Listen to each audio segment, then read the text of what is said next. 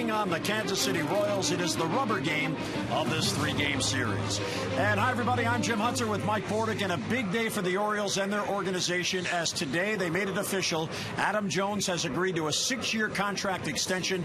Mike, he'll be an Oriole now through the 2018 season. And in terms of building an organization, this is a big step forward for the ball club.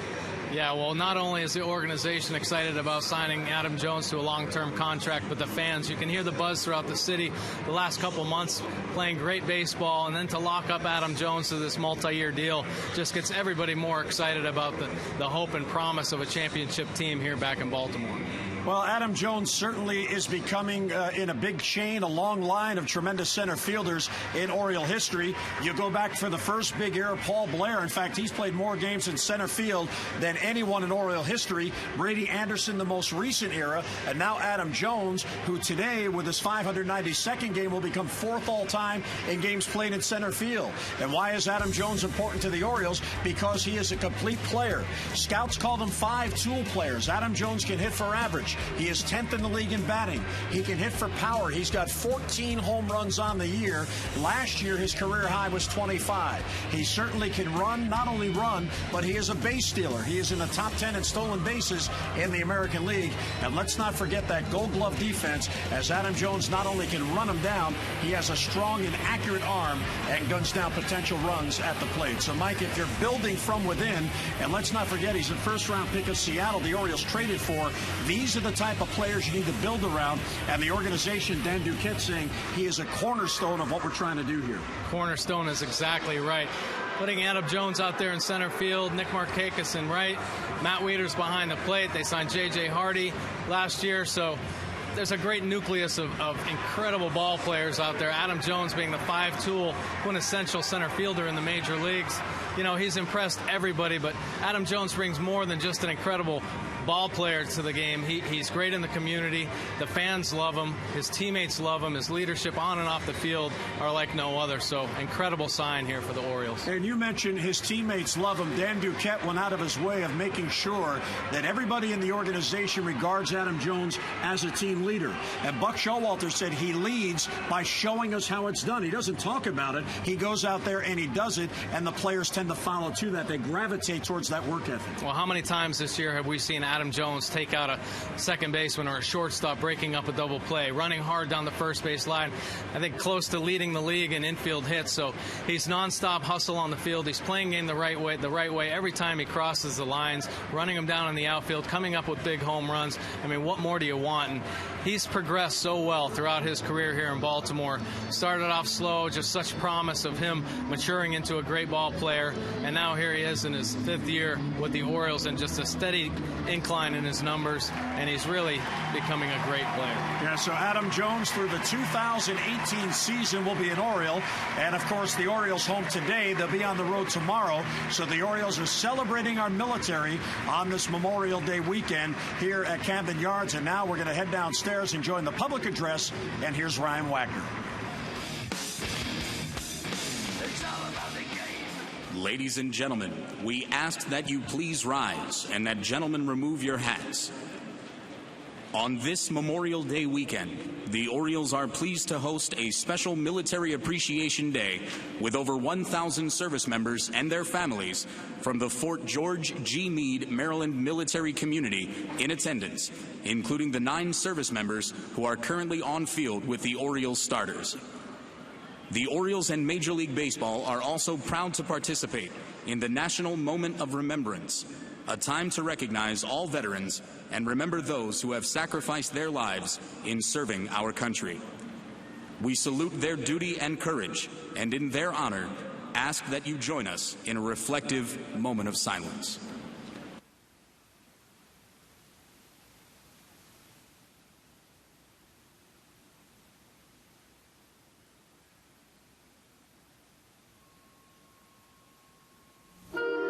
On Memorial Day, join the children of America's fallen for the National Moment of Remembrance. At 3 p.m., wherever you are, please pause for a moment.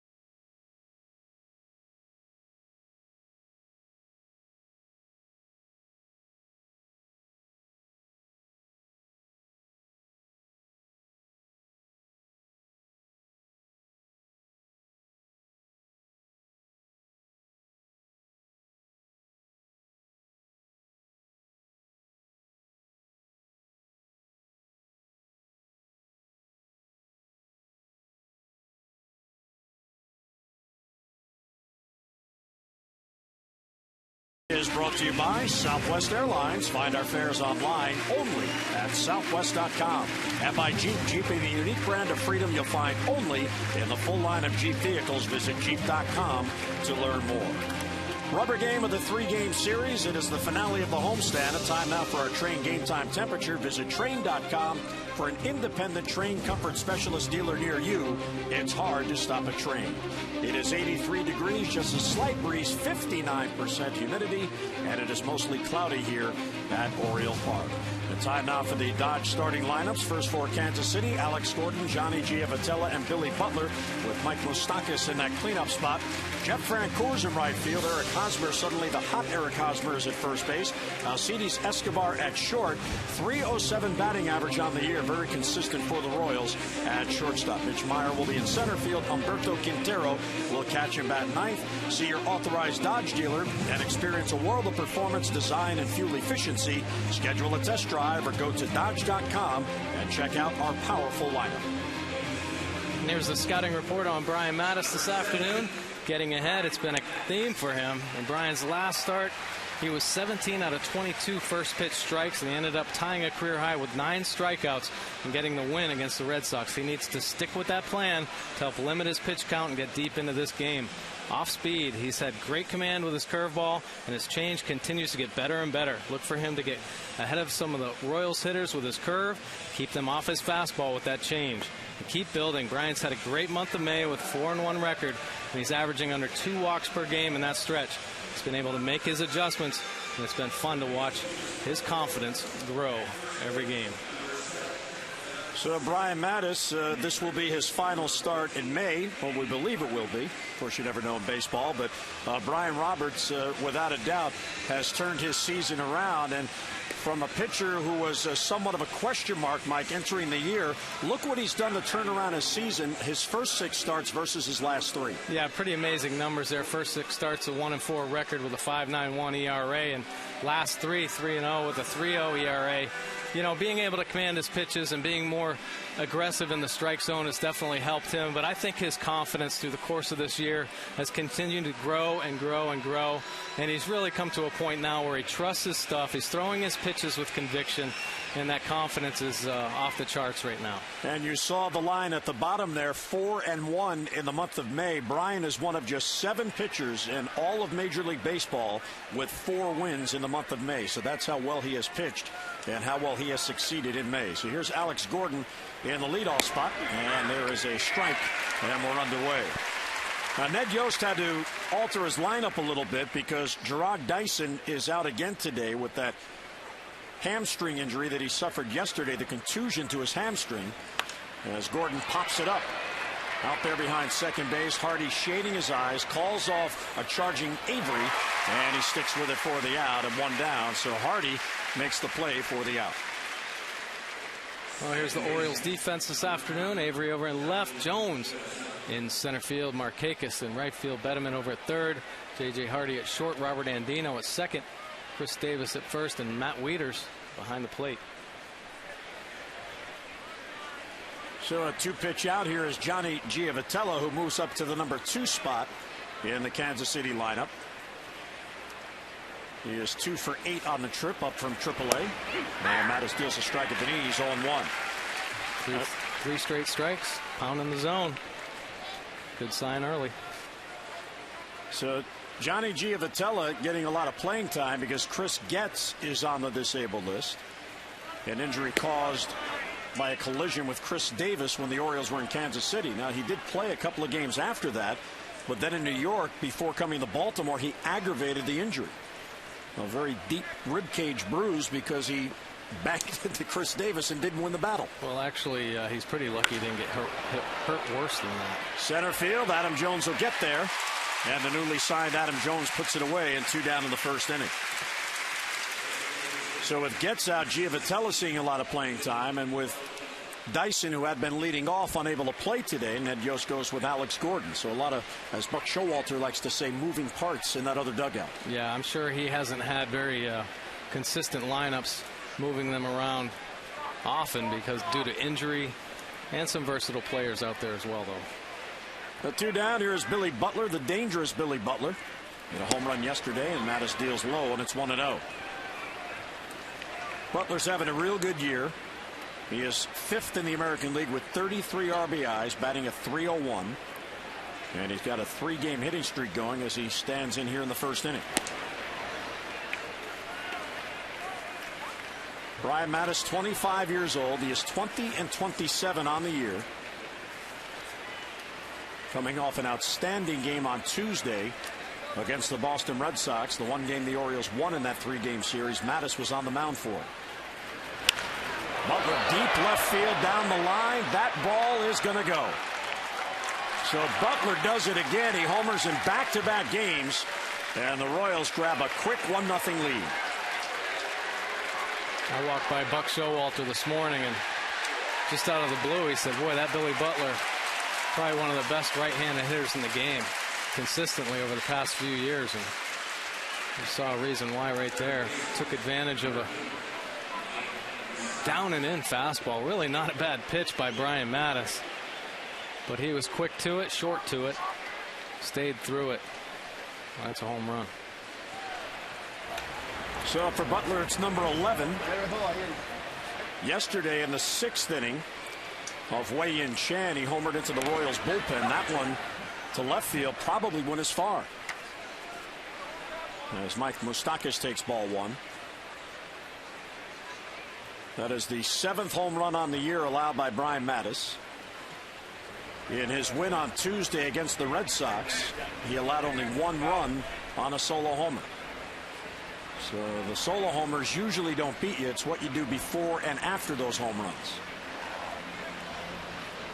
Kevin Youkilis, who was just back with the team for that game, he homered into the Orioles bullpen, and that proved to be the only run that Mattis would allow in that game. So Moustakas has cooled off a bit in May after a real good April, and he is just 2 out of 20 on this Kansas City road trip. Popped up foul third base side. That'll make its way back into the crowd. But Moustakas, a young player, constantly, Mike, having to go through those adjustments, because as he begins to figure things out, the opponents figure the same things out about him, and they try to counter what he's trying to do. The game is all about making adjustments. Pitchers have to do it on the fly sometimes, facing a lineup. Young hitters get exposed to it early because the scouting reports get deeper and deeper on them. Ground ball cued towards third. Betemeet will have to hurry, and he gets it there just in time. So even with the shift, Orioles get the out. Royals get a run. We're heading to the bottom of the first on Memorial Day weekend. 1-0 Royals.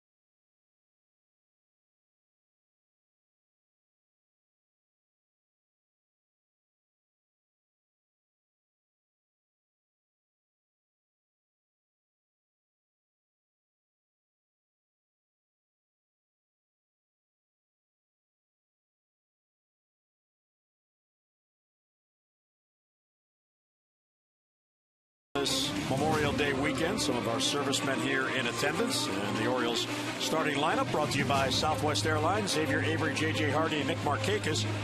Adam Jones in that cleanup spot. 309, 14 home runs, and 31 RBIs for Adam Jones. Matt Wieters will catch, then Chris Davis. Wilson Betemeet at third, Nick Johnson will DH, and Robert Andino at second base will bat ninth. It's a scouting report on Luke Hochevar. It's a 4-pitch mix. Throws 2-seam, 4-seam, and cut fastball, slider, curve, and change. He isn't afraid to use all of his pitches at any time in the count to both lefties and righties. Location, he mixes up his pitch as well, but in the past has made mistakes up in the zone, has paid, hence the 6.6 ERA. But he's getting better. His last 3 consecutive starts, he's pitched over 6 innings. Ground ball to short off the bat of Avery. There's Escobar, and he tosses across. So Xavier is a quick out and 1 away here in the first inning. So you see Luke Hochevar, the lefties have really fared well against him. 3 of the 4 home runs he's allowed. And right-handers at 250. The batting average against him, a very healthy 296. Here's J.J. Hardy, whose bat is really coming on. He has a 2-game hitting streak, and talk about power. Yesterday hit his 10th home run. That is more than any other shortstop in the major leagues, for that matter. Well, last year he was hurt that first month of May with the strained oblique, so he didn't get his 10th home run until the middle of summer. So it's nice to see him healthy and be able to jack up that home run production early in the season. There's no telling what this number is going to end up at. Well, last year he missed 26 games almost right out of the chute with the oblique injury. He was hurt the first week of the season. So last year he didn't hit his 10th home run until June the 25th. It was in game 74. He hit number 10 yesterday in game 47. And there's a base hit for Hardy. So he stays hot. And he has now hit 3 in a row.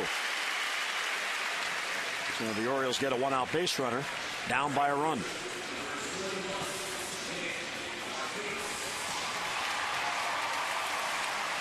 Hochevar, 28 years old, now in his 6th season. He was the #1 overall pick in the 2006 draft. The year before, in 2005, he was a #1 pick of the Dodgers, but he didn't sign. And he eventually went to independent baseball, went back in the draft, and the Royals took him. So here is Nick Markakis. Baseball swinging, fouls it back. 0-1 on Nick. Well, here's the Royals defense this afternoon. Gordon in left field, Mayer in center, Francoeur over in right, Moustakas at third, Escobar at short, Giovitella at second base, Hosmer over at first, and Quintero doing the catching again today.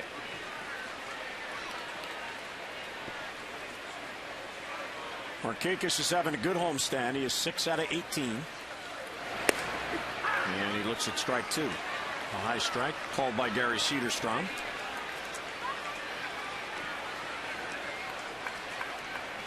Very steady player. You see the batting average is not much different, just 20 points. Nothing in 2 with Hardy at first and 1 down. Oh, the good cut, he fouled it back. Stayed up. He got that call on the high fastball the pitch before and tried to stay up there. Went a little bit above to try to get Nick to chase. Nick able to battle it off. Hardy not a threat to steal. Takes a lead off first. Royals have the infield a double play deck. And Markakis fouls off another. Hochevar is from Colorado, but he pitched in college at the University of Tennessee. And the University of Tennessee claims that he is the first ever #1 pick to go in a baseball draft out of their university. #1 overall. The only problem with that was he was gone a year from Tennessee and went to independent ball because he didn't sign with the Dodgers. So I guess technically they're correct. Yeah. Something you put in your bragging to recruits going there to play baseball. 0-2 on Markakis. Foul back just below us. Of course, there was another #1 overall pick out of Tennessee in another sport, Peyton Manning. That turned out okay. Boy, really good. It's good to see him back on the field, isn't it? Even though it's odd to see him in a Denver Broncos uniform. See Nick better than 300 average against Hochevar. Battling here. And down and in. So Nick has already seen 6 pitches in this at bat. The Kansas City starters, they have a 5.19 combined ERA. That is 12th highest in the American League. And they are 13-19 in their decisions. 1-2 on Nick. Outside, 2-2.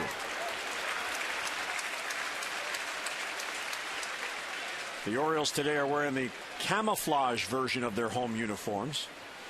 You see the Orioles in camouflage on the front, and the numbers and the names and numbers on the back. And the jerseys will be auctioned off for charity. Following the game, each player will sign his own jersey.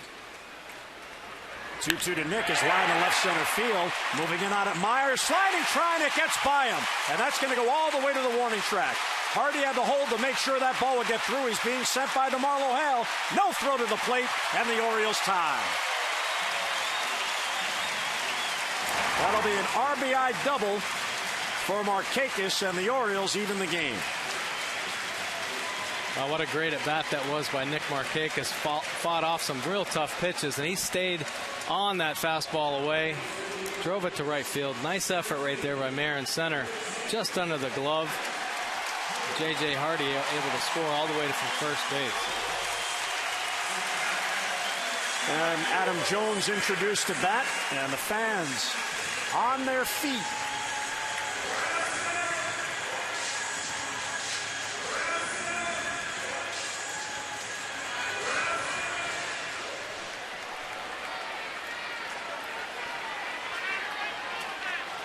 You would expect something dramatic to happen right now. Yeah, you would. Agrees to the big contract. The press conference this morning, a standing ovation and a chance for an RBI. Ground ball towards third. He hit it hard, but Moustakas gloves. And gets it across for the second out.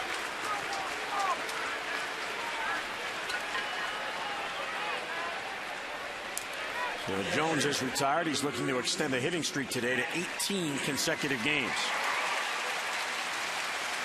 The two down. Here's Matt Wieters. And a little bit of mystery about the Orioles lineup today. When it was first posted, Matt Wieters was given the day off, and Ronnie Paulino was in the lineup as the catcher. And then after the press conference, Buck Showalter had a new lineup, and Matt Wieters was in there. I wonder if number 32 went into the skipper's office and said, I don't need a day off, I want to play. I wouldn't be surprised. You know, he had some nice at-bats yesterday. Hit that deep sacrifice fly. He saw the ball well, had a base on ball. So, you know, he's anxious to get that swing back and probably wants to be in that lineup. And plus, this being the rubber game of this series, a chance to win the series against the Royals. Wants to be in there and be a part of it. Wieters is 0 for his last 9 and 1 for his last 28. And the only way you break out of a slump is to play. You can't break out of a slump watching.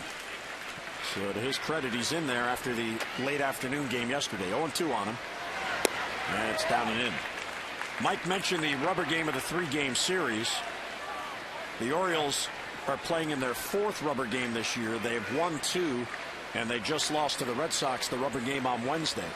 They are also trying to avoid losing back-to-back series for the first time this year. That's how consistent they've been. And it gets away from Quintero, doesn't know where it is, and it rolls over by the photographer's cage, and it doesn't matter, it hit Wieters. So that's a hit by pitch, and Wieters will take first base. Well, ahead in the count, that's the last thing Hochevar wanted to do. Yeah, he fights his way back into the lineup, and first at bat takes one off the toe. A breaking ball down and in. So Wieters will take first base, and Markakis will have to go back to second because that's a dead ball on the hit by pitch. So 2 on with 2 out against Hochevar. See already 20 pitches here in the first inning. Here is Chris Davis, who has heated up.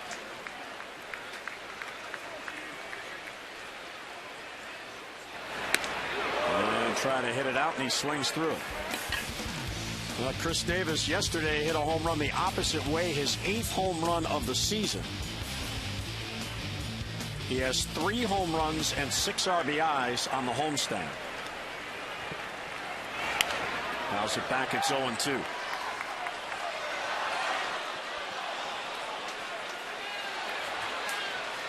Davis 7 for 18 on the homestand.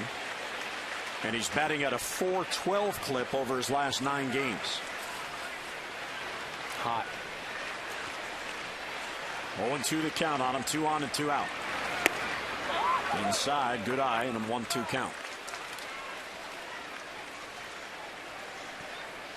The Royals continue their road trip. This is a 3-city trip for them. They go to Cleveland after the game.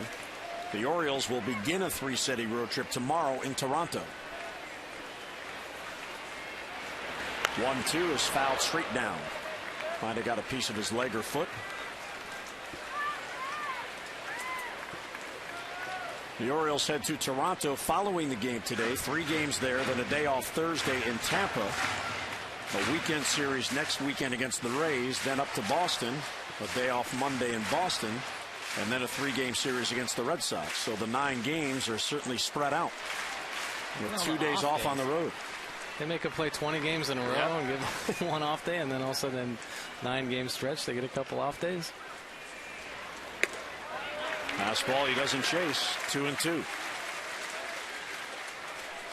The Orioles' plate discipline is certainly improving as the year goes on. They're still leading the American League in striking out, but there have been 2 good takes by Davis in this at bat. As Hochevar ahead in the count trying to get him to chase, he didn't do it. And he swings through that one there, so Hochevar gets out of it. The Orioles do tie on a couple of hits, and Strand 2. We'll head to the second. Orioles 1, Royals 1.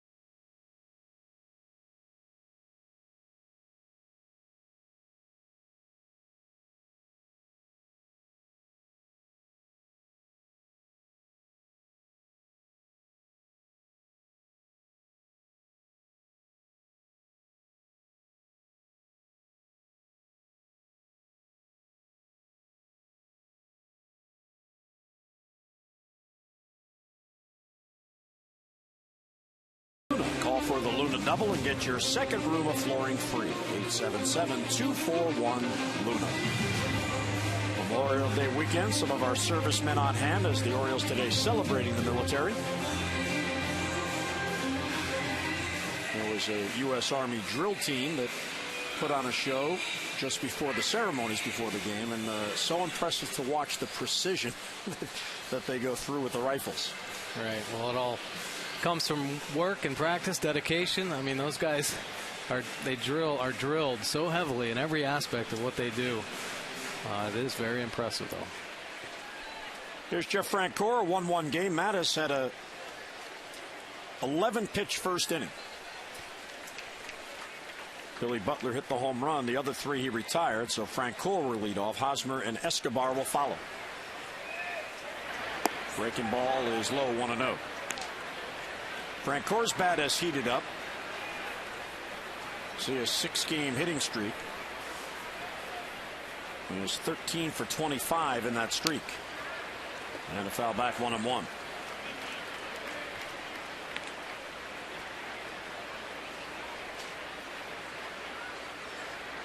Right-handers against Mattis have batted at a .323 clip, and the Butler home run was the 6th home run by a right-handed batter against Bryant.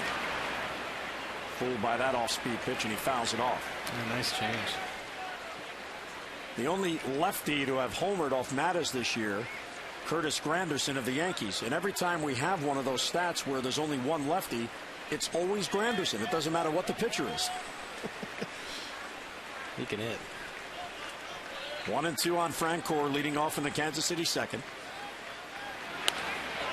Now back.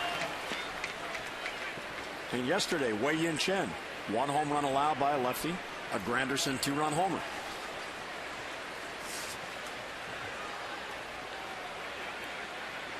Hamill allowed 3 home runs, all the lefties. 1 of the 3, Granderson. And there's a base hit up the middle on a 1-2 pitch for Jeff Francoeur. So a leadoff single for Kansas City in the second. The ball bobbled. Francoeur trying to go to second, and he is in there safely. So Francoeur hustles in the second base. Francoeur with a nice at bat. Hard single up the middle. Ball rolling over there. Adam Jones gets over, but boy, right at the end takes his eye off it or something. Kicks off the side of his glove. Francoeur hustles into second base.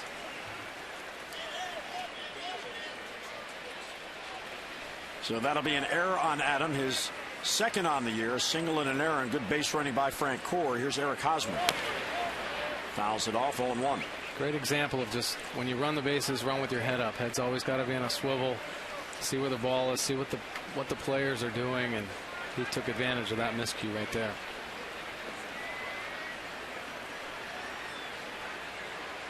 So the potential go-ahead run at second with nobody down.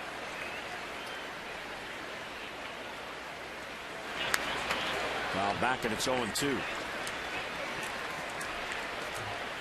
So Mattis will have to work with that runner out there at second base and nobody out. Eric Hosmer at the plate, like Francoeur. His bat has come alive on this Kansas City road trip. He's hitting 5 in a row. Won't chase, 1-2. Had a real big hit yesterday with that off the end of the bat down the third base line that somehow managed to stay fair, and he had great base running instincts as well. Ended up on second base on a ball that didn't even get out of the infield. And Hosmer strikes out as Mattis gets a big out, and 1 away here in the second.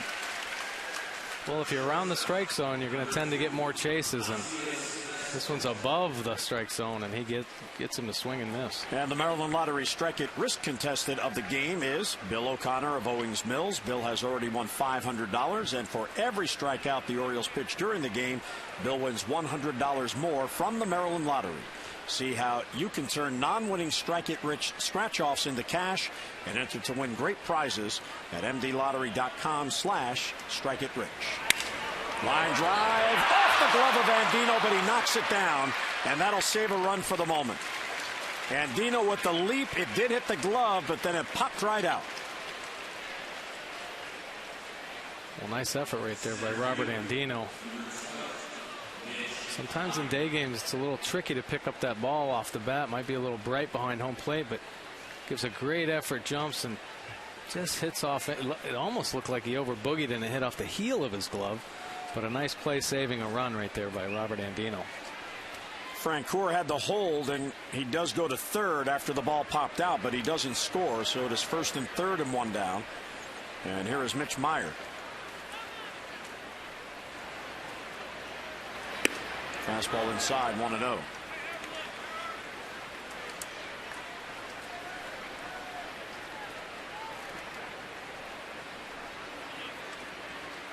So 2 singles in the inning. Meyer getting a start in center field with Dyson sitting this one out. And a bunt. The squeeze was on. Francoeur will score. Throw to first is in time on a throw that Davis had to reach for. So Mitch Meyer executes the squeeze perfectly, and Kansas City gets the lead back at 2-1. Well, Kansas City's going to try to put runs on the board any way they can, since they're not very prolific at hitting home runs. Brian Mattis bounces off nicely. Chris Davis makes a good play on the end as that ball crossed the line. He had to reach in front of the runner. So 2 down. Up to second goes Escobar.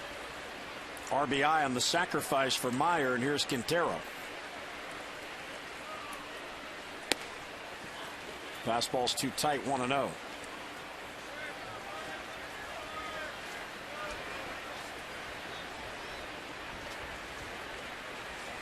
It looked like it was the safety squeeze. Francoeur didn't break until he saw the ball was put in play. There's a bloop foul that'll head towards the Orioles dugout. And a very well-placed bunt. I mean, really, nobody could defend it, other than the fact of getting the out at first base.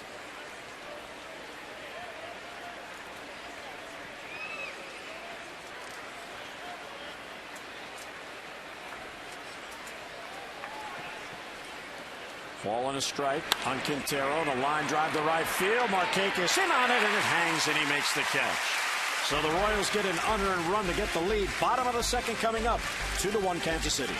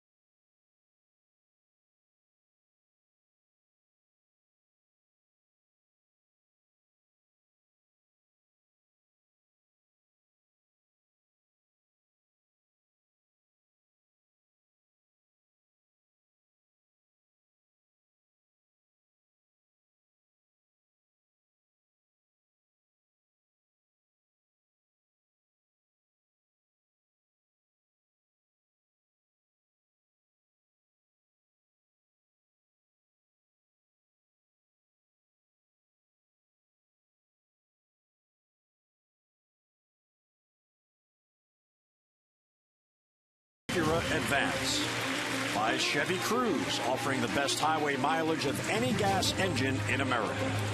And by Hyundai, new Hyundai owners are talking about their cars in the booth. It is Memorial Day weekend, Military Appreciation Day here at Camden Yards, Fort McHenry.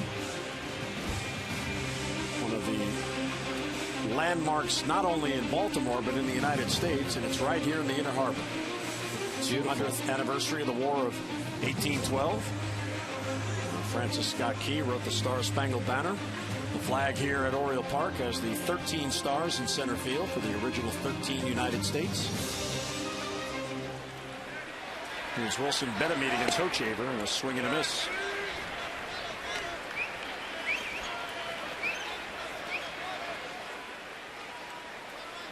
Betemit, Johnson, and Dino for the Orioles against Hochevar. Down and in 1-1. Hochevar allowed a run in the first, but then got out of it and stranded 2.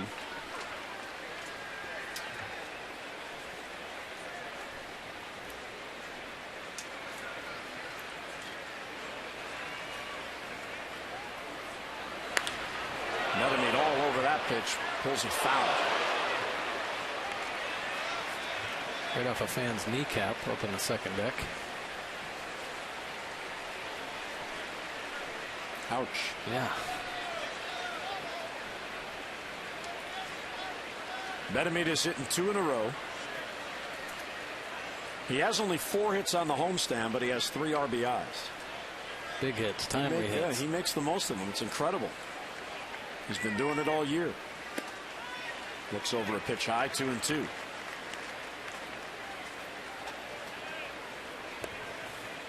He's hit 4 home runs and has driven in 12 in the month of April. High fly ball to right, down the line. Francoeur moving over. Appears to have a play, and he makes the catch for the out. So Betemit got one, but he hits it too high, and it's a long fly ball out. Purchase an Orioles Legends Celebration Series package, and you can lock in your ticket to each of the 5 remaining games as the club honors the greatest Orioles of all time. At each game, you'll receive a replica sculpture of that day's honoree. Order your ticket now, and you'll receive the replica Frank Robinson sculpture in case you missed it in April. So reserve your seat now, 888-848-BIRD, or visit Orioles.com/legends. Nick Johnson takes high, 1-0. Nick getting back-to-back starts. He is 3 out of 10 on the homestand, and 2 of those hits are home runs.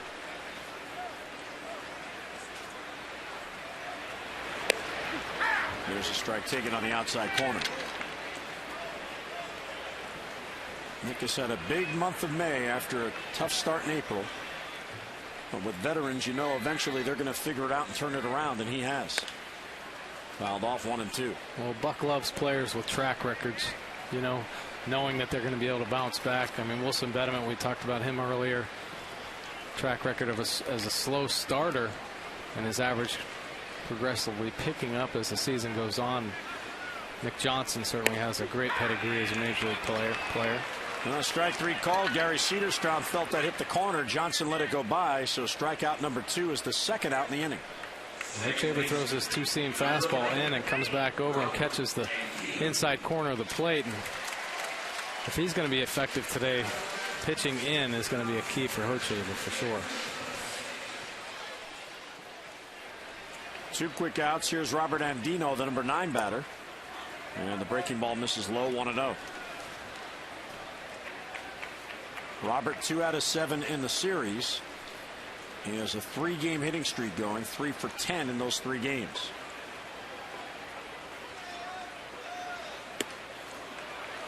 Swing and a miss, 1-1. Hochevar averages about 7 strikeouts per game, so he has the stuff to strike out opposing hitters. Andino, base hit down the left field line, past the dive of Mike Moustakas. That ball heads all the way into the corner. Alex Gordon retrieves it, and Andino has a 2-out double. So Robert's hitting streak now at 4. Great swing right there. They've been pitching Robert Andino a little bit backwards this series. Started him off with a breaking ball and then tried to sneak a fastball in. He just drops the head, beats it down the third base line for a double.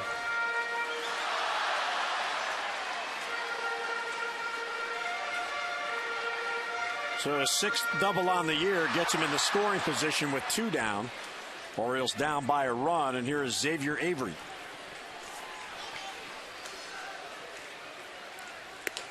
Lays off a pitch high, 1-0. Xavier is due. He is 0 for 9 in the series.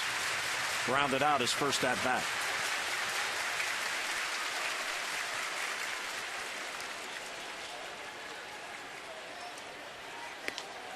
Ball 2 up high.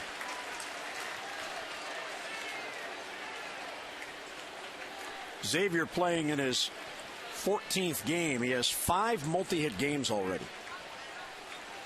Seems like he's one of those guys, if he gets a hit, he feels so good he gets another. Yeah, gets more comfortable in the box. Swing and a miss, 2-1.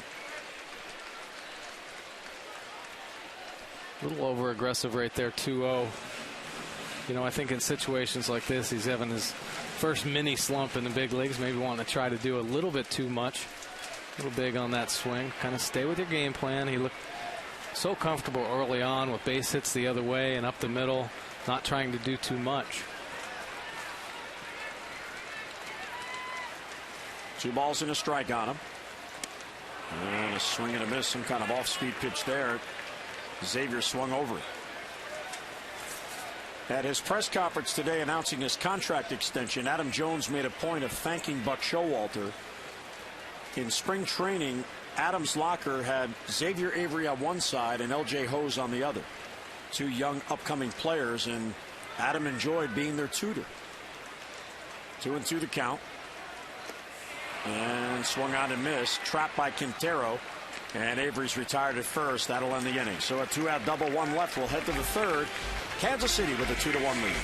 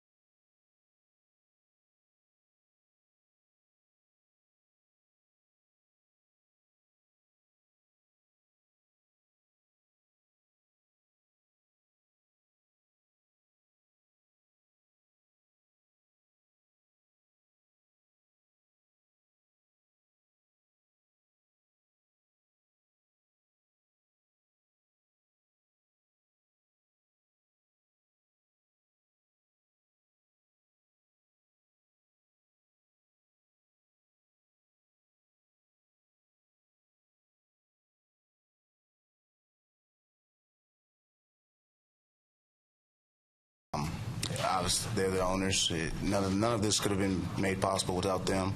I'm here for 6 more years and couldn't be happier. There's a bigger goal here, I believe, and that's winning games. And that's the ultimate reason why I signed on. Is, I believe in what Showalter and Duquette has and what they believe in, and they believe in winning. So Adam Jones, a 6-year extension, goes through the 2018 season. It does have a no-trade provision, which I guess means a limited no-trade clause, no option years on it, and a portion of his salary per year will be designated towards Orioles charities. So Adam will turn 27 on August 1st. He's in his 7th season in the big leagues, in his 5th with the Orioles, and he doesn't turn 27 until August. Acquired February 8th of 2008.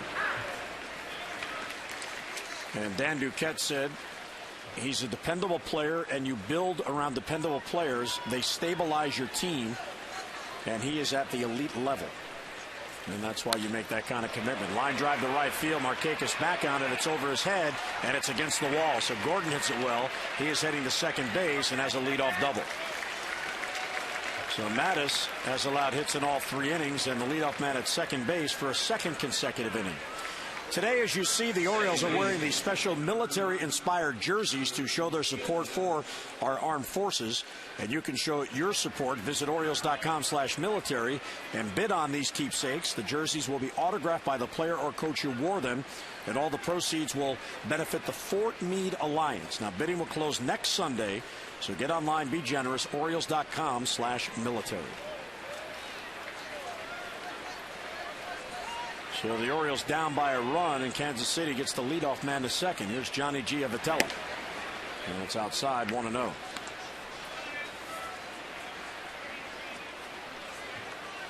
Giavotella lined out to center field his first at-bat.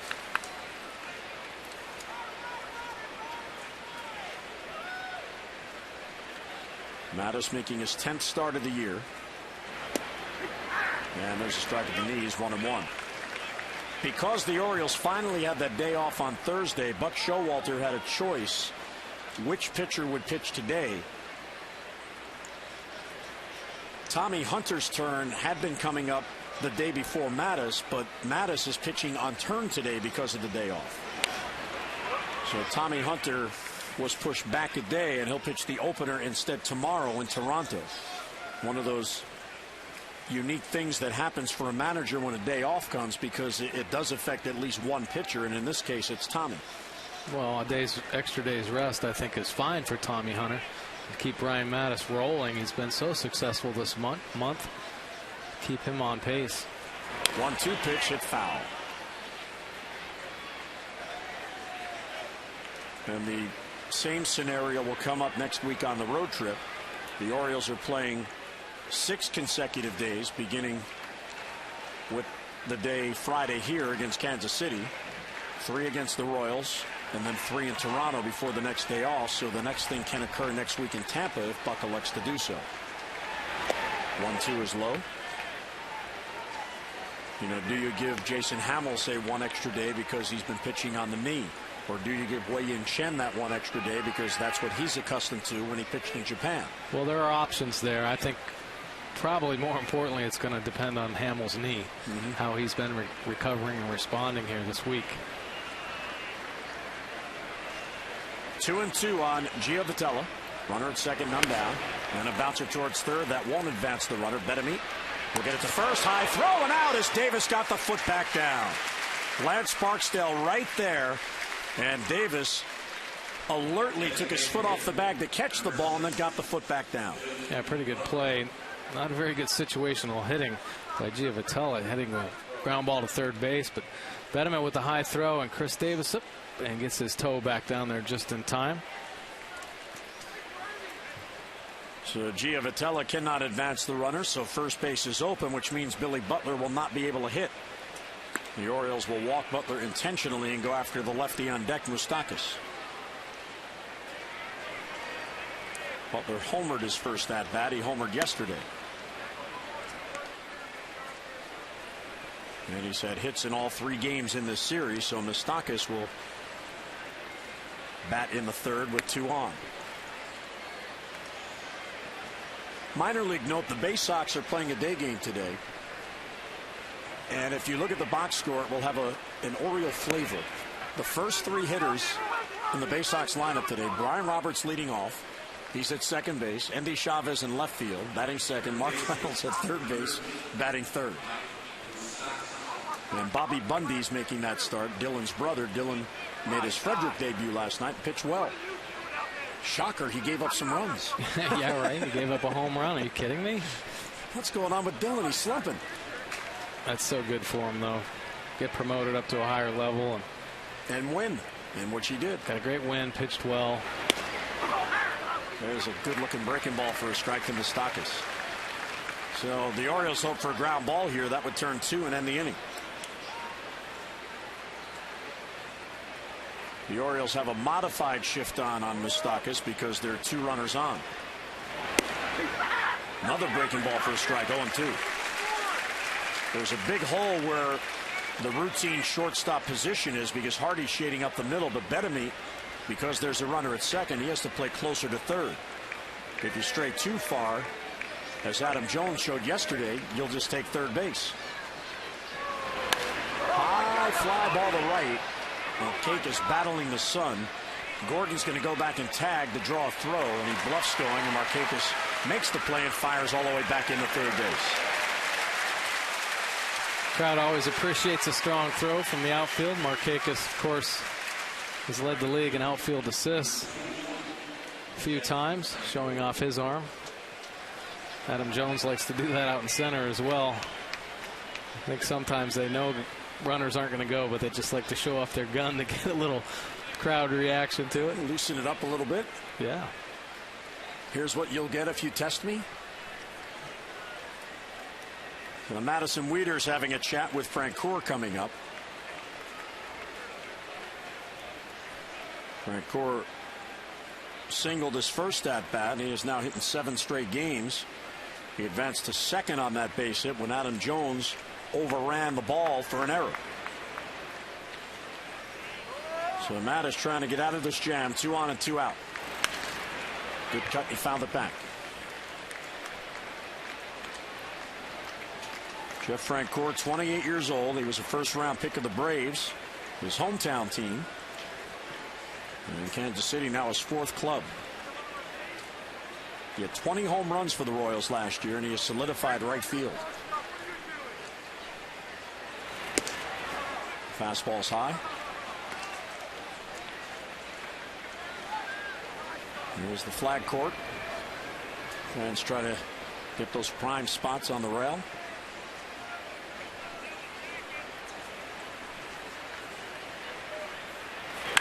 Hard hit ball towards the middle. Hardy gloves. He'll flip to Andino for the out, and the inning ends. J.J. Hardy with a fine play to his left. Kansas City strands 2. 2-1 Royals.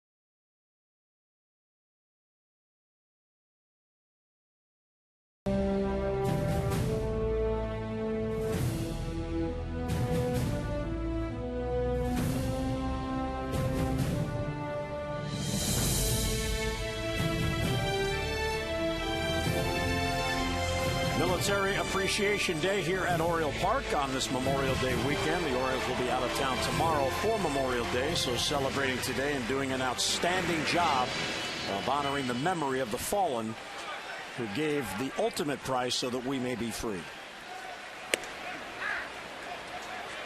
Strike taken by J.J. Hardy. Markakis and Jones will follow in the Oriole third. Birds down by a run. Line drive left field, and that falls for a base hit. Alex Gordon thought about it. So J.J. Hardy, don't wake him up. There's another base hit, another multi-hit game. That's his third consecutive multi-hit game and a leadoff single. Seeing the ball really well, able to get the good part of the bat on it. Drops out there in front of Gordon. And let's not forget J.J. Hardy finished that last inning off, making that nice play up the middle with runners at first and second. Save a run from scoring. Nick Markakis drove in the Orioles' run with a double. His first at bat, Mitch Meyer tried for a diving play, and he couldn't come up with it. High fly ball to right. Francoeur is back on it. Appears to have a play, and he does. And has it for the out. So Markakis, a fly ball to right, and one away. Time now for our AT&T Mobility Trivia Fact. Adam Jones went 1 for 4 yesterday. He extended his hitting streak to 17 games, the longest active streak in the majors, and his third hitting streak of 10 or more games this season. The last Oriole to have a hitting streak of at least 17 games, Nick Markakis, hit in 19 straight last year from June 8th through the 30th. So Adam trying to extend his to 18. He has 24 base hits in the 17-game streak.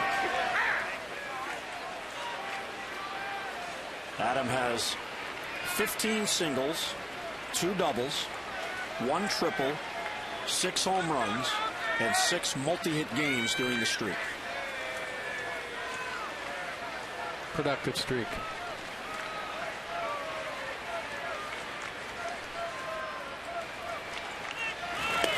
One is low, and in terms of the longest streak in the American League on the year, it now belongs to Adam Jones. Yesterday he passed Josh Hamilton, who had a 16-game hitting streak earlier this year.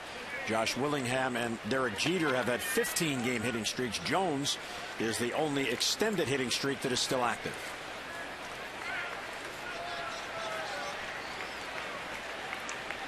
All on a strike on him. Hardy at first, 1 down.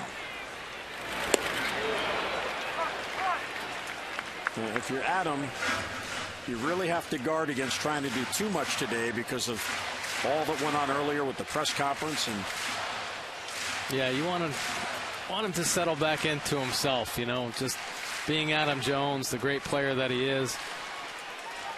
The press conference, you know, the announcement of his contract. I mean, there's a lot of pressure there, a lot of people watching, a lot of people excited about that news. And it may take a little bit for all that to sink in and for him to get back to being comfortable out there. I'm sure he's heard it. I mean, you heard the round of applause in his first at bat.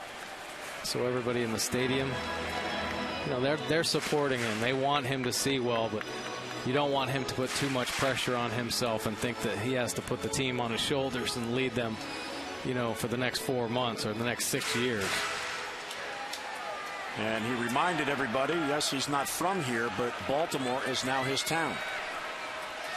And the Orioles are his team. Hochevar stepped off. Buck Showalter said there's a responsibility that comes with the commitment that the Orioles have extended to him, but there is a trust that the player, Adam Jones, will give that back to them. Well, he will. I mean, he's done it in his career. He's gotten better and better. He's maturing.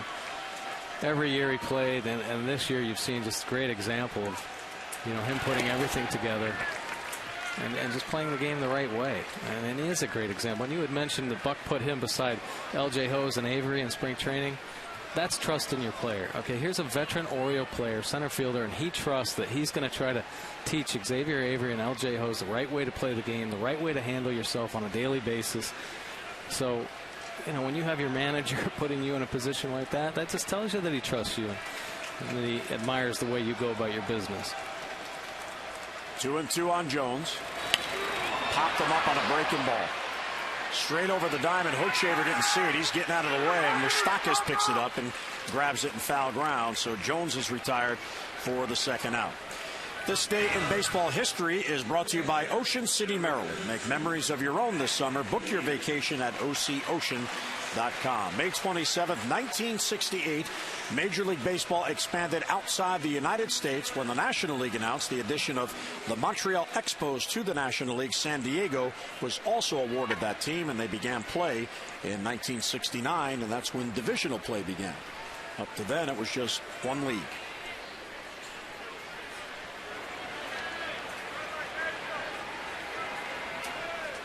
Matt Wieters now.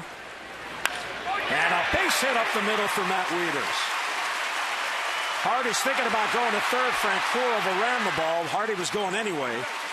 So the Orioles have him on the corners with 2 down. And Matt Wieters breaks out of his 0 for 9 with a base hit. That's what you like to see right there. Gets a pitch out over the plate and drives it back up through the middle. It's not asked for too much, just a base hit. That's what he gets. Francoeur, as he was charging in, saw that Hardy made the turn, felt like he had a play, and overran it.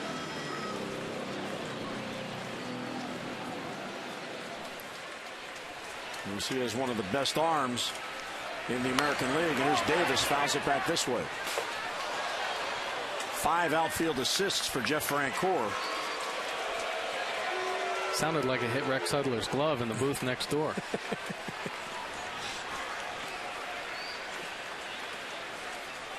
Is that what he was known for, his glove?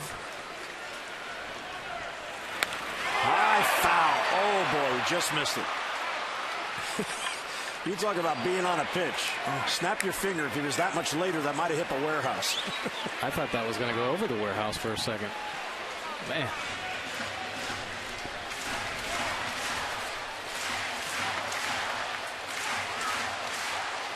Fans getting into it, first and third and 2 down.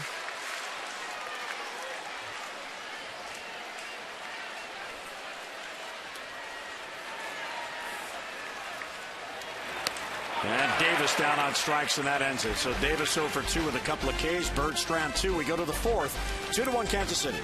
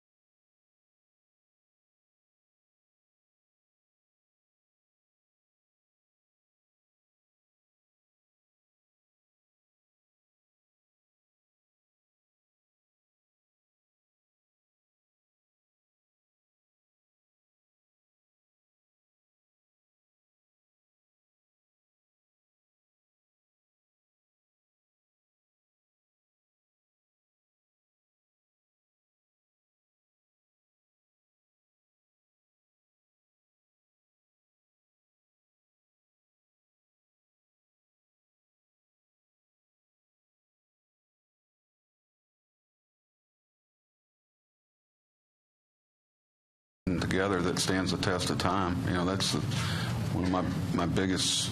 I'm a big fan of people that put something together that stands the test of time, that's consistent. And you know, Adams potentially has a chance to be that piece. And you know, it's but he knows, and I know, and we should know that he can't do it by himself. We got to pitch, we have to defend, we have to do a lot of things. We have to develop players, we have to provide a product on the field that fans want to support, which makes a lot of things easier. So, you know, it's obviously a step that I'm excited about as a manager. And Buck Showalter makes a good point. Adam may be an important piece, but he's just a piece. It has to be built around everybody that's on the active roster and even below, because you don't go a full year with just 25 players. Yeah, you build your team around stable players, and Dan Duquette, referred to Adam Jones as stability and being stable out there in center field as an offensive and defensive player. But there's so much more to the package. Pitching is crucial. You see where we are today. Obviously, Adam Jones helping out tremendously offensively, but our pitching staff's done a great job, to put the Orioles on top to this point of the season. But when you can build a solid nucleus, players like Adam Jones, Markakis, Wieters, some of the young players we have. Look at Chris Davis at first base, 24 years old. Robert Andino's young. A lot of young players to build around. And that's when you potentially can either dig into your farm system or pick through the free agent market players that might be able to put you over the hump. Yeah, and the player development aspect, of which you have tremendous knowledge, being part of it in this organization. You look down at Bowie, and there's L.J. Hose playing center field today, and Manny Machado's at shortstop, and Jonathan Scope can't get in the game because, Brian Roberts is playing second base. Roberts has a chance. Yeah, Robert, that B-Rob guy, yeah. 1-2 to count. There's a tapper back to the mound. And Mattis will get it to first, and one away here as Hosmer's retired. Fans, get online, Orioles.com/bobblehead, and you'll vote for the AT&T Fans Choice bobblehead. September 30th, an Oriole will make his bobblehead debut, and the fans will decide which player gets the bobblehead. Now, you could vote for Mark Reynolds, J.J. Hardy, Tommy Hunter, Jake Arrieta, or Robert Andino. The voting will end on Thursday, and right now Hardy and Andino are leading in a very tight race. Orioles.com/bobblehead. Alcides Escobar. And a base hit his first at bat on a line drive that Andino leaped for, got his glove on, but then couldn't hold it.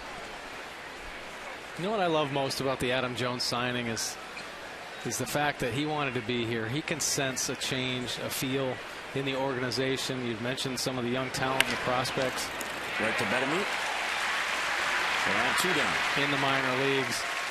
But he wouldn't have signed, I don't think, or agreed if he didn't feel like there was a change in this organization. They're showing here the first part of this season, if they play the game the right way and get some, quality pitching and stuff, they can be successful. He didn't want to be a piece to another franchise, to go in. He feels like this is his home, this is his community, and he wants to be a part of Baltimore Orioles when they win again. 2 down is Mitch Meyer. And a big reason why, if you're the Orioles, you do this now. And the Orioles are a first-place team today. They're playing very well. Tampa Bay cooperated last night by blowing the lead in the 9th inning, so they had a chance to tie and couldn't get it done. And Adam next year would have been his final arbitration year and what they call his walk year. So by getting it done now, you don't get into July of this year and think, well, are we going to be able to sign him? Should we trade him? And if you do that, you disrupt this club that's put together for this year. So the deal, as Meyer goes down for 6 years, has Adam here for 2018. 3 up, 3 down inning for Brian, a 2-1 game.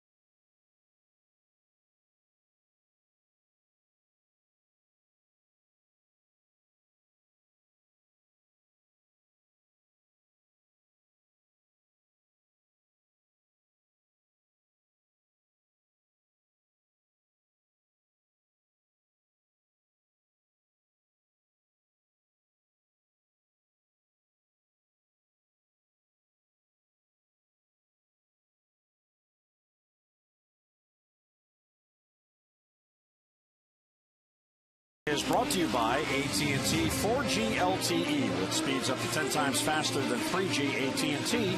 Rethink possible. And by Hyundai. New Hyundai owners are talking about their cars in the booth. And there are the cannons at Fort McHenry. 200th anniversary of the War of 1812. Twice we had to fight for our independence. And then the 2 world wars in Korea and Vietnam. What's been going on recently in Iraq and Afghanistan. We are so fortunate to have the armed forces that we have that defend our freedoms. And this is a weekend to honor their memory. Bettamy takes outside 1-0.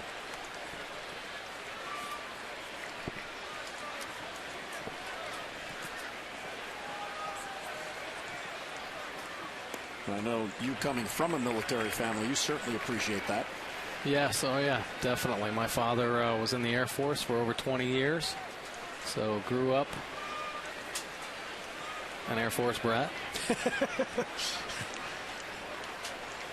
Well, we know you as part of that phrase. 2-0 pitch is high, 3-0.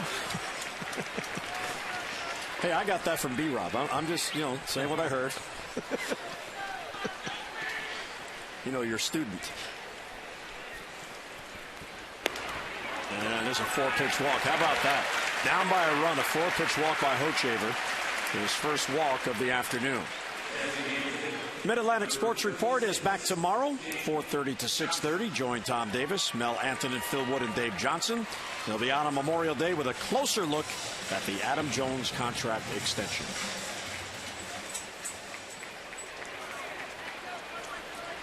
Showalter and the Orioles pack it up and head on out of town after the game. Here's Nick Johnson. Called out on strikes his first at bat. And looks over a strike there.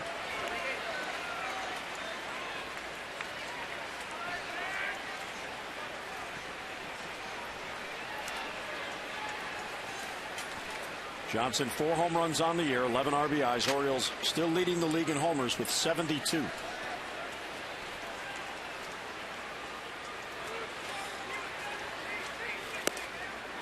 And it's high and away, 1-1.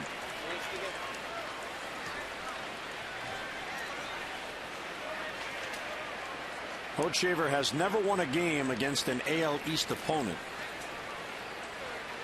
this season. So he has 5 losses, and 3 this season are against the East Division.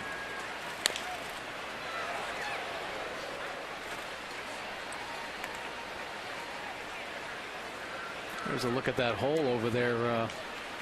Nick Johnson's trying to utilize. Quite an advantage for a left-handed hitter. If there's a runner at first base, it's the ground ball. Gives you a chance to make it a first and third situation. Many hitters go up there hoping for those type of situations. Even right-handed hitters try to utilize that hole over there. That's why this game is advantage lefties. Left-handed batter. So many opportunities, more opportunities to have a smaller field, or a bigger field, excuse me, with a chance to get more hits. 2-2 on Johnson. Rip foul. Look out, Wayne Kirby. There's that agility we know. Well, Kirby's down there. He's got to be aware of a pickoff move, so he's keeping his eye on the pitcher and then has to quickly bring his eyes back to the hitter. It's a good thing he did in that situation, because that was a rocket right over Kirb's head. Still agile as ever. Reminds me of his playing days when he was with Cleveland. Takes a little longer to get up, though. And Johnson goes down on strikes. Big out for Hochevar, 1 away. Well, he's been pretty aggressive with his fastball in, even though that one came back over the plate. He's shown it enough to keep hitters honest, and he sneaks that one by Nick Johnson. 5th strikeout for Hochevar. He has walked 1. Robert Andino doubled his first at bat.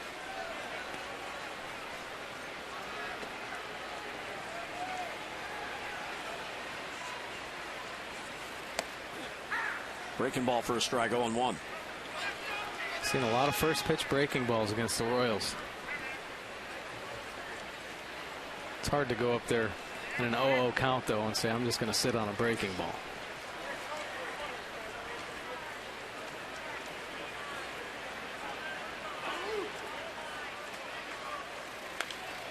Trying to go the other way, and he fouled it off. 0-2. This is the exact same sequence. Hochevar went to Andino's last at bat, started him off with a curveball, then a cutter away that Andino fouled off, and then he tried to get that fastball in. Andino drove a double down the third base line. Let's see what he does this time. Huge foul the other way. Just did get a piece. Another fastball, tried to get it in there, but didn't hit his spot. Andino drove it down the first base line foul. Hochevar in his career against the Orioles is just 1-5. And the Orioles did beat him on May 17th last week.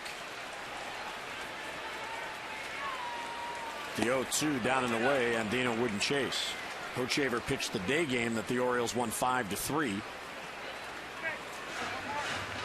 He allowed a home run, a 2-run shot to Adam Jones in that game. Ned Yost, his team had high expectations, but they got off to that slow start, and they're 18-27. The 1-2 to Andino. There's a slow roller towards short. Escobar second one, that's all they'll get. So Andino replaces Betemit at first, and now 2 men down. Hit too slowly for Kansas City to try to turn a double play. And Andino on at first. A little more speed out there now for the Orioles. And here's Xavier Avery. Xavier has grounded out to short. He has struck out and is now 0 for 10 in this series.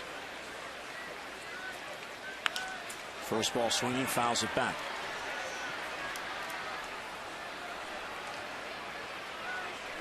Nice crowd on hand again on this Sunday afternoon. Very warm day.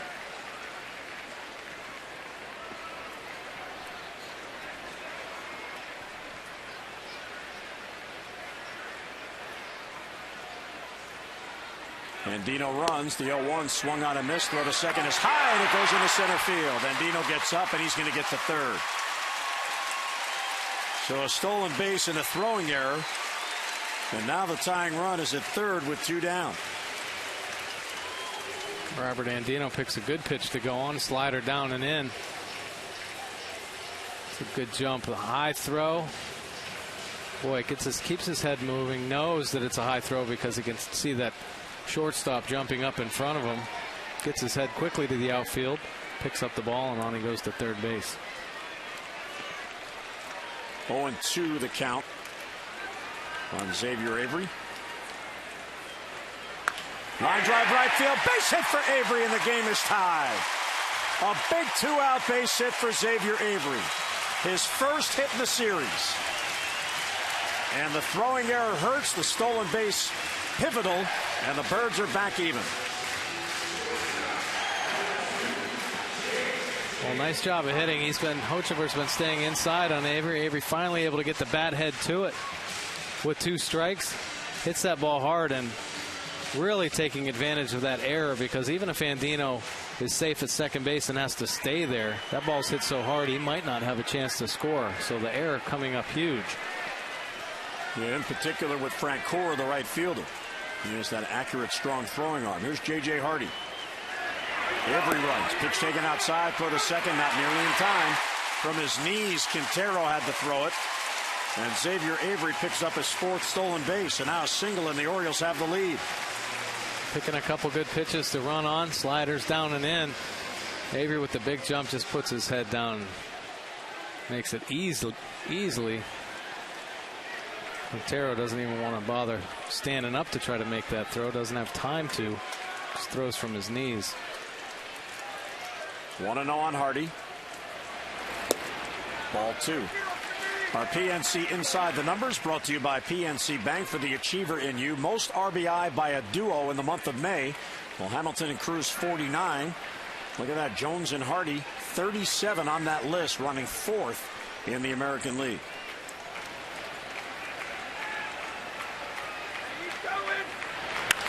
popped them up.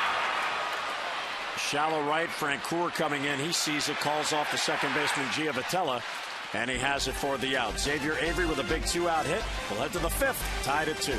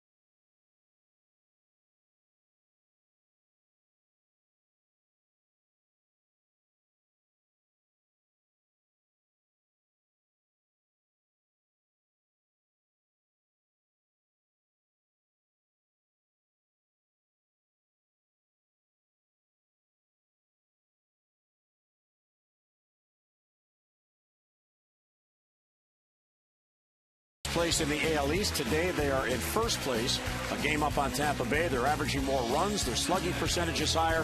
Home runs, a big improvement there. And their ERA almost a run lower per game, and that's probably the biggest story on there. Yeah, the pitching has been the key. The bullpen's been outstanding this year. Starting pitching has been good with room for improvement. I mean, when we see Brian Mattis getting better and better, Chen settling in, learning more about the league. Hamill's done a nice job. Arrieta, a little bit inconsistent, but man, you can see the promise there, you know, with high ceiling with his stuff. Brian Mattis had a 10-pitch 4th inning going to work here on Humberto Quintero. 9 of the first 18 hitters he has thrown strike 1 to, so exactly half as he misses here to Quintero. Back even at 2-2. We're in the 5th. Breaking ball bends around the plate. That's 2-0 on Quintero. He is 2 for 16 on the Kansas City road trip.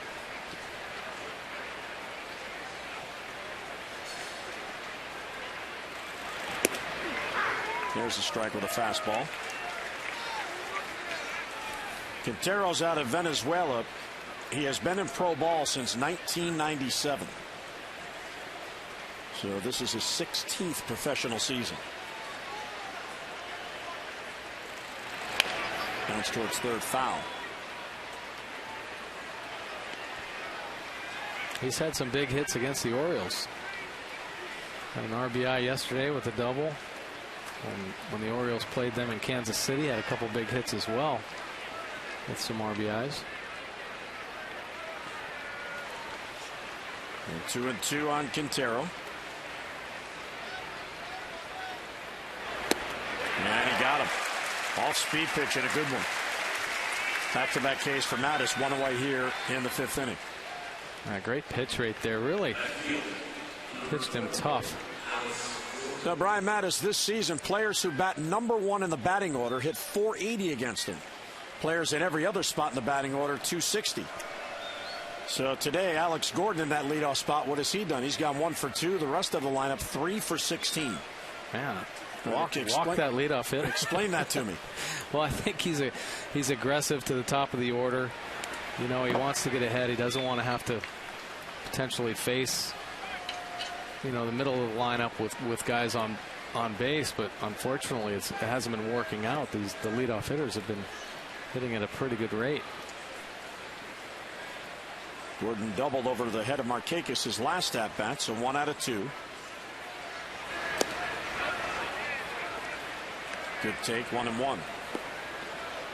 Mike and I had a visit today with Gary Racich, the Orioles' new scouting director. The draft is coming up, and we were talking about the inexact science that the draft is.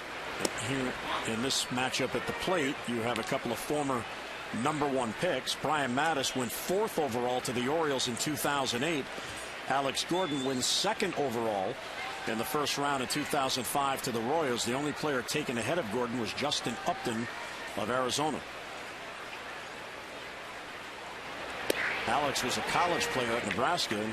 This week coming up on O's Extra, you'll hear from Gary Racich. Maybe he'll reveal who they want. And maybe he won't. I don't think it's any secret about the top probably 5 prospects that are going to go 1 through 5. And if the Orioles can land somebody that can help them. Betamine hoping for a play over near the stands, and he runs out of room. You know, right away, I think college pitching is big because most times college guys are just more well-groomed and prepared to move through an organization quicker and maybe help at the big league level sooner than obviously a high school pitcher. But, you know, you look for the best players out there generally. And most top picks, first-round picks, you know, they make it to the big leagues. The question is, what is their ceiling going to be and how good are they going to be? They have the talent, most generally, to be good major league players. Check swing appeal to Nert and denied, so that'll be a 1-out walk to Gordon. It was a close pitch, and Gordon got the call. Today's Masson mobile word of the day is BAT. Text BAT, B-A-T, to 29292 right now to be entered for a chance to win a meet and greet with Buck Showalter. Tomorrow is your last chance to enter. The more you watch Masson, the more chances you'll have to win. That is the 2nd walk in the game for Mattis, but the first non-intentional walk. He intentionally walked Butler in the 3rd. Johnny Giavotella. And we should also point out that Gary Racich is here with all of his scouts. They're all here. They're somewhere in that warehouse in a meeting room, and the scouts are trying to make their play for their guy going higher. Oh, yeah. And that's a good thing. They got to throw it out there, and everybody's, you know, saying what can potentially help the organization. And you know, I'm sure they've met with Buck and Dan Duquette and talked about the same thing, where some needs are. You know, but at some point you don't want to pass up on a guy just because he may be the, you know, might help fulfill a need potentially in 2 or 3 years. You need to take the best players and then go from there. Giavatella's 0 for 2. And he looks at a strike. 1-1 the count. Well, one reason Brian Mattis has turned his season around, going 4-1 in May, is right here, Mike. He is not walking batters. Yeah, that's way down, which is great. He's been aggressive in the strike zone, and we've talked about his confidence building and being more aggressive with his pitches. April, almost 6 walks per game, and now down below 2 in May. And it goes hand in hand, a 4-1 record, and he's battling in this game. So, you know, being able to command that strike zone and have confidence in his pitches has been a huge key for him. 2 balls and a strike on Giavotella. So to conclude your point about players, for instance, if the Orioles, when it gets to 4th, if the best player on that board is a high school shortstop, you don't worry that you just took Manny Machado. You take that kid, and then you worry about it later. That's what I'd do. I mean, I'm not the scouting director or, you know, in charge of that, but I think you have just take the best player. I mean, the best athletes are shortstops. They can move anyway. Right. I mean, they're so versatile. They can help teams all over the place. Look at Kansas City Royals drafted Moustakas as a shortstop, and he's their 3rd baseman right now. You know, Manny Machado is projected out to be the Orioles shortstop. Caught by Betamine. What a play, and back to first and safe. Betamine just saved a double and possibly a run. Well, great play by Wilson Betamine. Great reaction down there at the hot corner. Boom, that's a line drive, and I think everybody's thinking it's going to be a double down the line. Betamine with a strong throw as well. Gordon just gets his hand back in there, I think. Pretty close play right there. Nice reaction, and then the quick transfer to the attempt at first base. So here's Butler, the dangerous one, homered in the first, intentionally walked in the third. Those are situations where, you know, Chris Davis being a young first baseman and obviously is going to learn and get better and better defensively, but you've seen a lot of veteran first basemen try to sell that by just cheating off the bag a little bit, you know, making that play and kind of running into the dugout, maybe pumping their fist in the air, put the pressure on the umpire to make a homer call. You know, you were just talking about shortstops coming into a draft are the best athletes.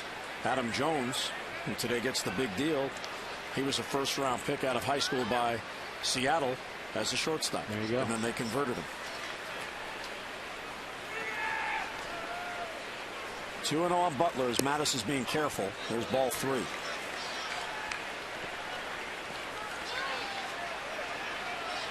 Mattis has struck out only 2. He has been pitch efficient.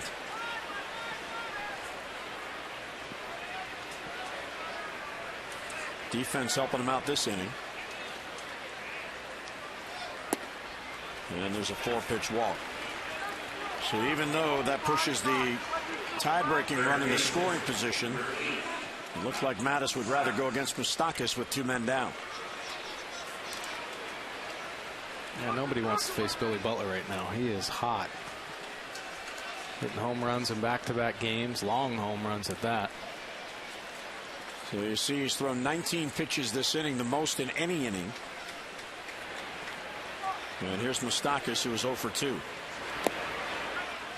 Missing with a fastball.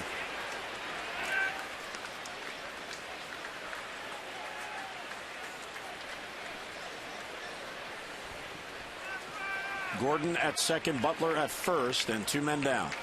We're tied at 2. Orioles have out hit Kansas City 6-4. Hold foul. Mattis got away with that. That one was up in the zone, and Moustakas pulled it.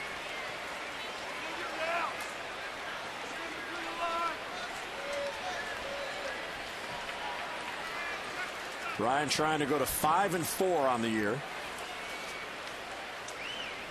He has won 3 consecutive starts. Check swing at a breaking ball. No swing on the appeal.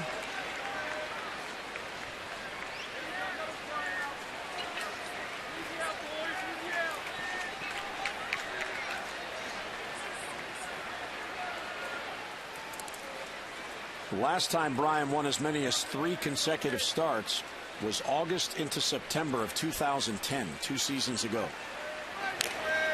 Foul got a piece of Wieters, 2-2. He won 4 consecutive starts beginning August 19th and going through September the 6th of 2010. That was a while ago, and I think he's getting back to that form. Take a look at a foul ball off Matt Wieters' shoulder. And then Cheek continually getting beaten up back there. Hey, he wanted to play today, right? That's right. He had the day off until he didn't. 2-2 with 2 men down. Fans getting behind Mattis. Bounce towards second base. Andino was in the shift. He'll have to charge. And he gets it to first. And Mattis pitches out of it. 2 walks and 2 left. Mid-5th at Camden Yards. A good one. Kansas City 2, the Orioles 2.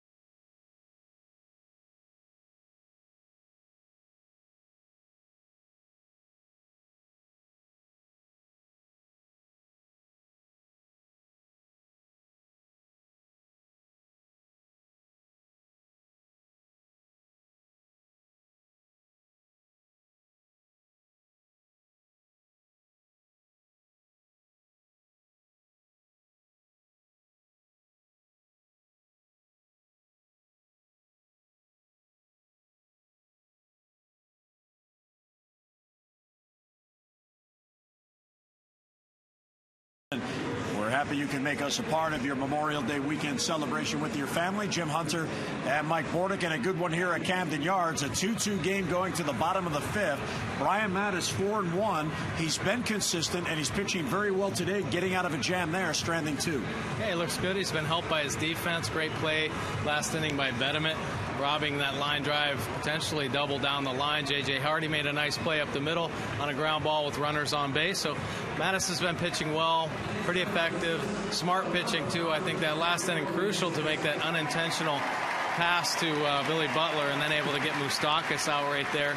So he should be happy with himself to this point. Great pitchers matchup, though. Hochevar pitching well on the other side as well. And the Orioles are looking to win this rubber game. They go on the road tomorrow, and it's a tough road trip coming up.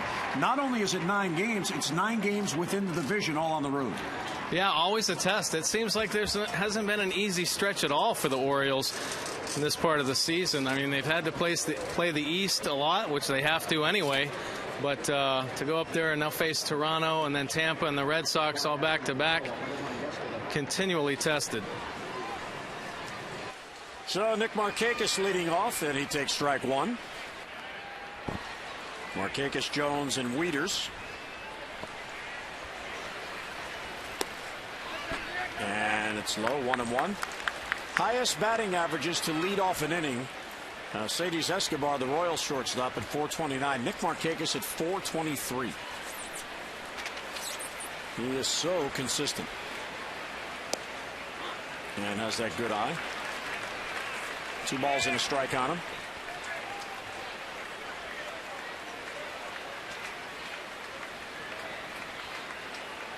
Two-2 game, bottom of the 5th. And swept foul, 2-2. The Orioles have 15 wins in May. They're 15-9 after going 14-9 in April. But Showalter's team remains very, very consistent.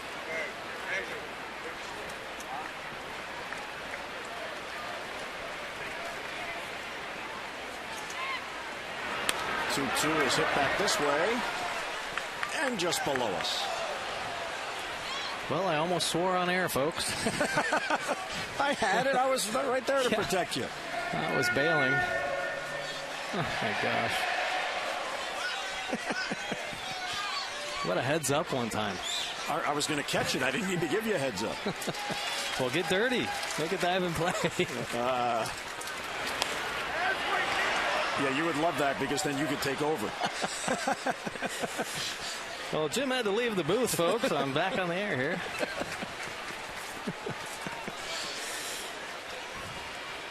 The ultimate Palace coup. I die for a foul ball and you take over. 2-2 on Markakis, leading off in the 5th. Outside, ball 3.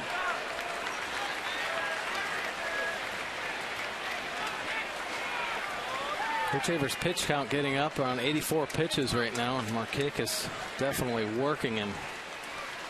This will be the 8th pitch in this at-bat. Pulled foul, sharply but foul. And gloved by the ball boy. Well, Nick can cover every part of the plate. Pitches away, he can drive it to the left center gap, pitches in, handles the bat so well. How much negotiating do you think goes on when the ball boys give those balls away? Did you see all the fans rush down to hope to be the lucky one? Yeah, tough job for the bat boy deciding on who gets the ball. The ball boy. He's a popular guy down there. 3-2 the count. And another one fouled off.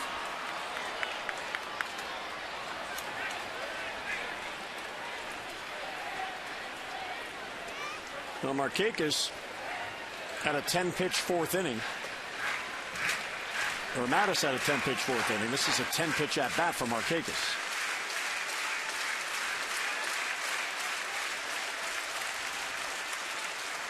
Another 3-2. Fouled off again. Oh, Nick's getting just about everything he has. Cutters, sliders, changeups. Inside, outside.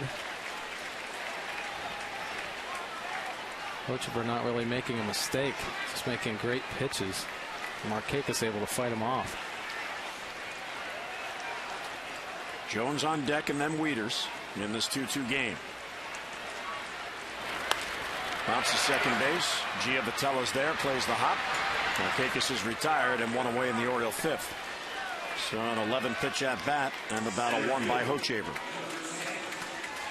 Well, Adam Jones, since joining the O's in 2008, his numbers have steadily increased. And this year he's off to a 309 start. 14 home runs. Last year hit a career high 25.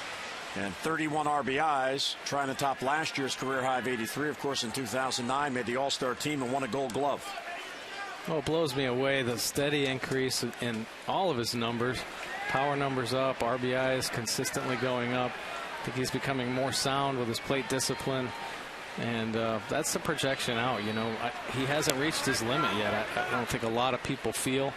He's been an exciting player and a really good major league player, but to the start of this season you think, boy, a lot of things are coming together, and Adam Jones's offensive game put it together very well, and you're seeing so much, you know, his base running, his pitch selection, his power numbers, very well rounded. Leading their team in average home runs, RBI, stolen bases, on base percentage, and slugging percentage, only 4 in baseball, and Adam Jones one of the 4.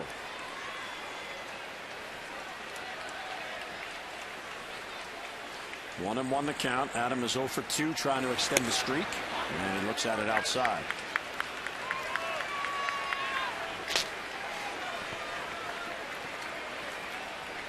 Hochevar has allowed 2 runs on 6 hits.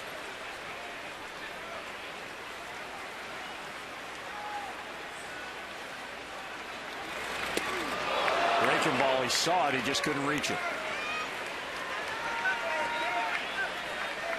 Yeah, big breaking ball hanging up over the middle of the plate. Adam Jones' eyes lit up, and he took a big cut. Checks his back right there, hoping it's still in place.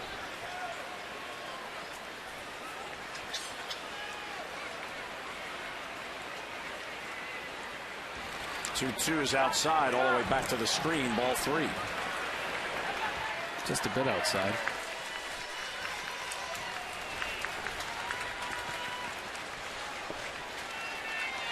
Yeah, generally when they bounce. 3-2. You can break out your Harry Carey anytime you want. I know you've been waiting for the moment.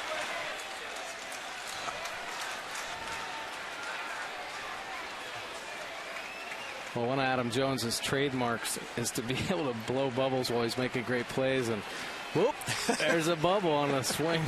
Battling with that slider down and away. Pretty impressive. I don't think I'd be able to concentrate that well to be able to do both those things. I know. Another 3-2 pitch, another extended at bat.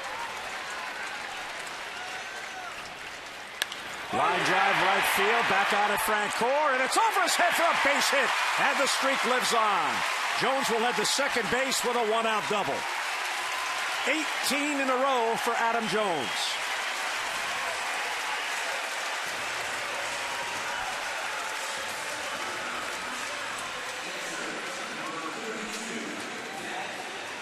The Orioles fans really appreciate this, but I think what's most impressive is he's been pitched tough this whole at bat. That pitch is down and away. He stays on it and drives it to right center, and I think that's the separator for Adam Jones this year, to be able to utilize the whole field and drive that ball off the wall, beating Francoeur deep in right field. Matt Wieters now go ahead run at second base. Breaking balls high, 1-0. Tim Collins begins to get loose. We saw him in the game yesterday, pitched 2/3 of an inning and had a couple of strikeouts. Hard hit ball, foul. Wow. And another nice grab by the ball boy down there. So Adam back to second.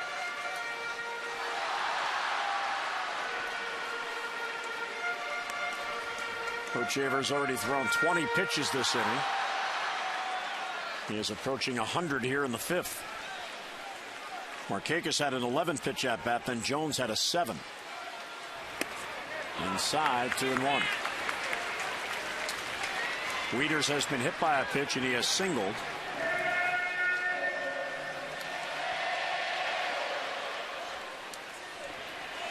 Trying to get the Orioles the lead. Slap foul, another breaking ball.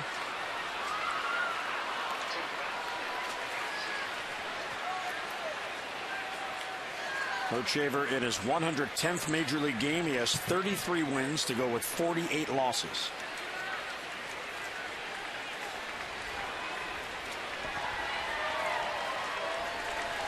Two and two the count.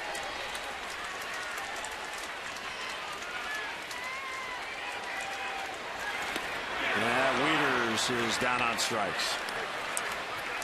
Quintero able to hold on to it, so Wieters swings through it and 2 down.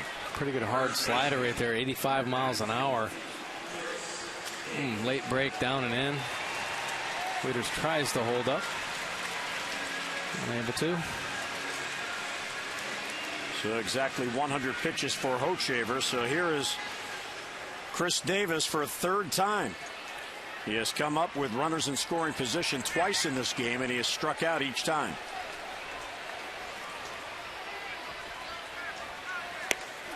And he looks over strike one. Kansas City 1 out of 7. The Orioles are 1 out of 7. Xavier Avery has that base hit. That tied the game in the 4th.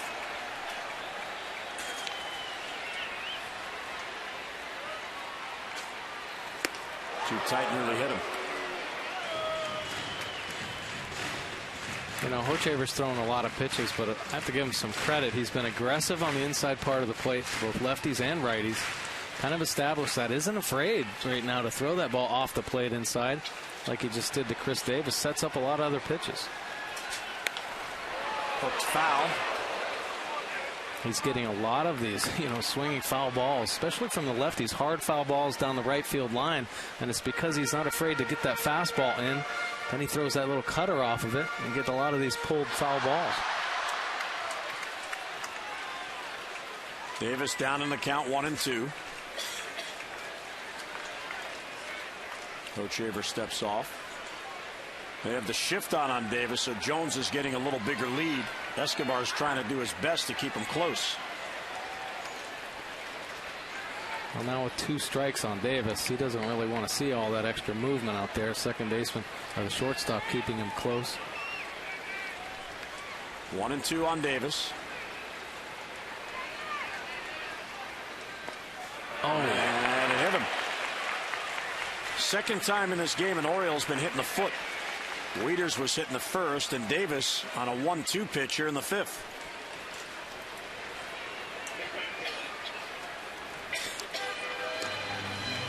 Yeah, both on those breaking balls, and they say throw it at the back foot, and I don't think they intend to hit the back foot every time, but he got him. And that's going to do it for Hochevar. So with 2 on and 2 out in this game tied, Ned Yost out, and he will lift his right-hander who goes 4 2/3. We're tied at 2, 2 on, 2 out. Tim Collins coming on for Kansas City in the 5th.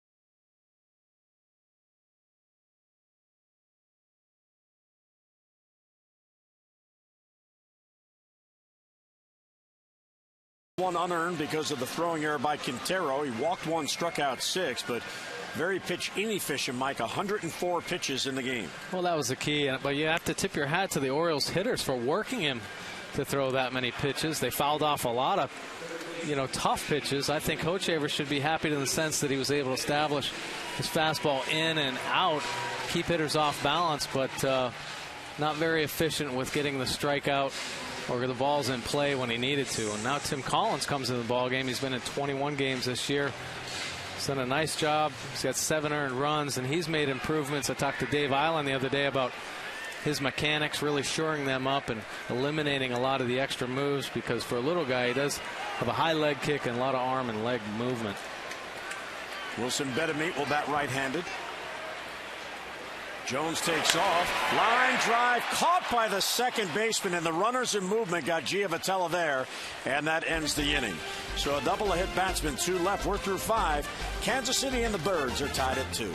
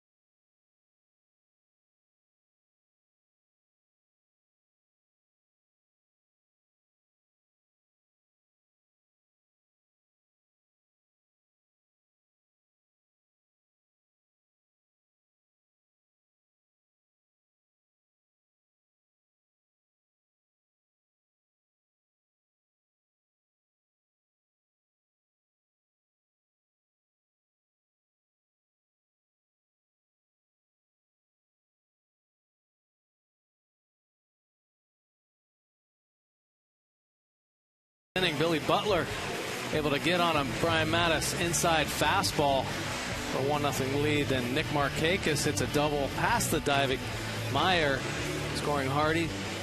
Robert Andino gets a stolen base, but the error allows him to get the third, and Xavier Avery delivers a big base hit, scoring Robert Andino. This game is knotted up at 2-2 going into 6th. That Billy Butler home run in the first. J.J. Hardy 2 for 3 today with a run, and Brian Mattis 5 innings pitched, 4 hits, 2 runs, 1 earned, 3 base on balls, and 3 Ks to this point. 78 pitches thrown, 53% fastballs, mixing in his breaking ball as well. So Mattis to work on Francoeur, leading off in the Kansas City 6th. The Orioles have left men on base in every inning, and they have left a total of 8. They have also left a runner in scoring position in every inning.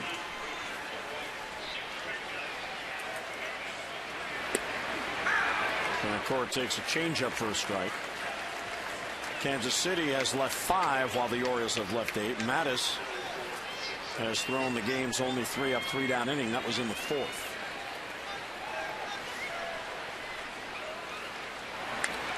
Foul ball. Francoeur, Hosmer, and Escobar for Kansas City in the 6th against Brian Mattis.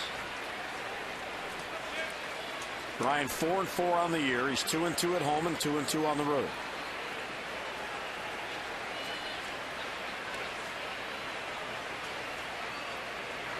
One-two hit deep to left field. Will it stay fair down the line? And that's gone.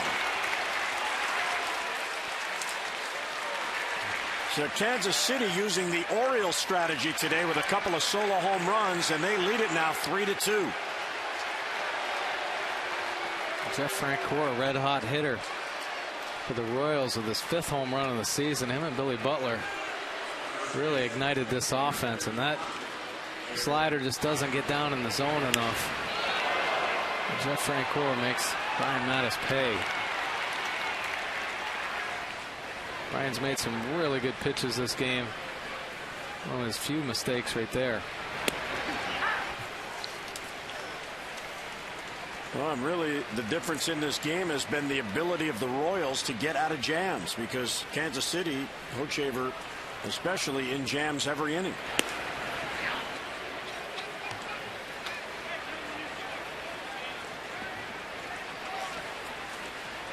Eric Hosmer's 0 for 2.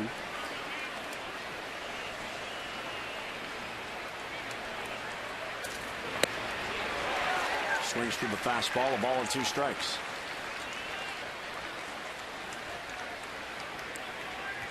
So 2 solo home runs and an RBI on a squeeze for the 3 runs for Kansas City.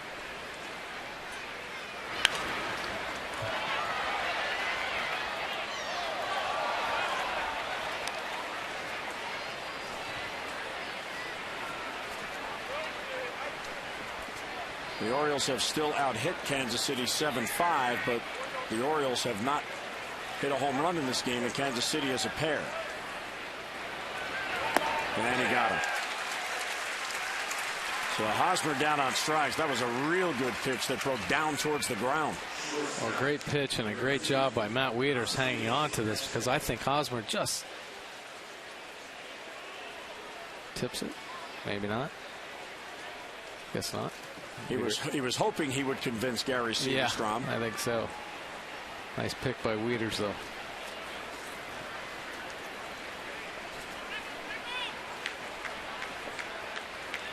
Here's Alcides Escobar.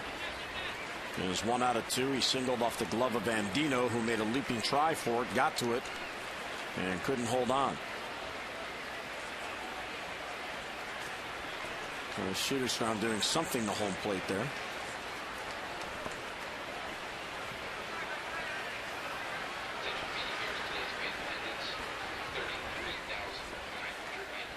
Escobar is 9 for 23 on Kansas City's road trip.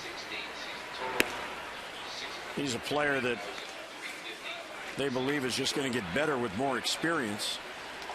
He's still only just 25 years old.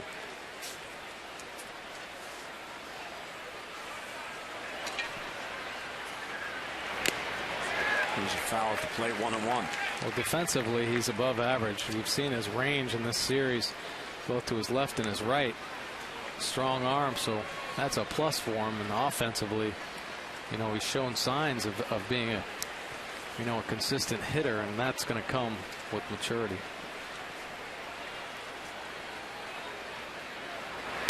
One is lined. There's a base hit to left field. Softly hit, but over the head of Hardy. So Escobar is 2 out of 3, and a 1-out single. Our Rose Extra postgame tune-in now brought to you by PNC Bank. For the achiever in you, Tom Davis, Rick Dempsey are standing by. They'll have the recap. Of course, you'll hear Buck Showalter's postgame press conference, player interviews from the locker room, and much, much more that comes up on O's Extra postgame following the game. And here is Mitch Meyer, who has an RBI on a squeeze bunt. And fouled off Wieters.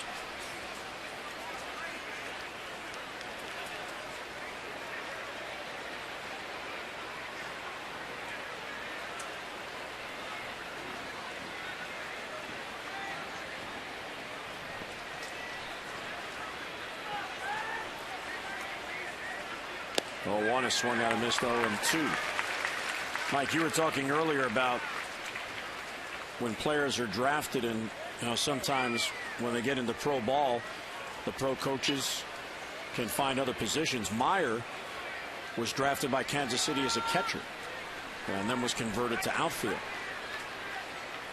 Here's the 0-2 lifted to center field. Jones has a play, and that'll be the second out. You normally hear more players converted to catching than the other way around, but Meyer was one that was drafted out of college as a catcher, and they made him an outfielder. Yeah, you find that it really doesn't matter where a player is drafted. They try to find out what his tools are, how he's going to have longevity in the game, what's going to keep him healthy.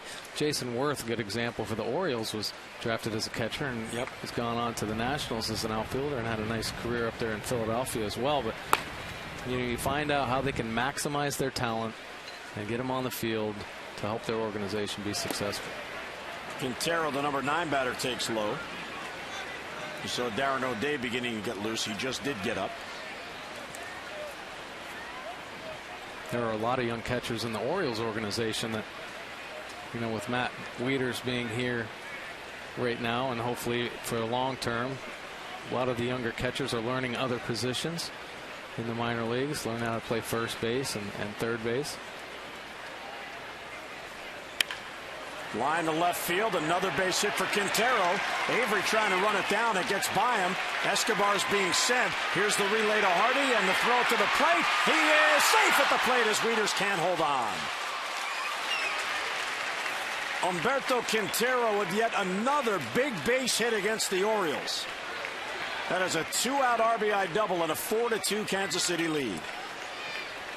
Well, he's gotten some big hits and he ends up on third base. Nice base running by him, staying aggressive, drives this ball down the left field line. Avery gets to it pretty quickly, gets the ball back in. Hardy, nice job getting that ball to Wieters. Wieters has to make the quick swipe tag and just unable to hang on to it because Escobar was getting by him. He had to be as quick as he possibly could, and Escobar looked like he sprained his ankle sliding in there, twisted his ankle a little bit.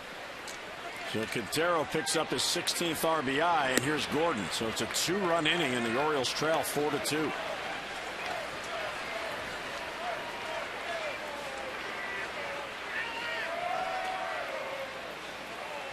Gordon doubled in the third, walked in the fifth. He's also popped up the shortstop.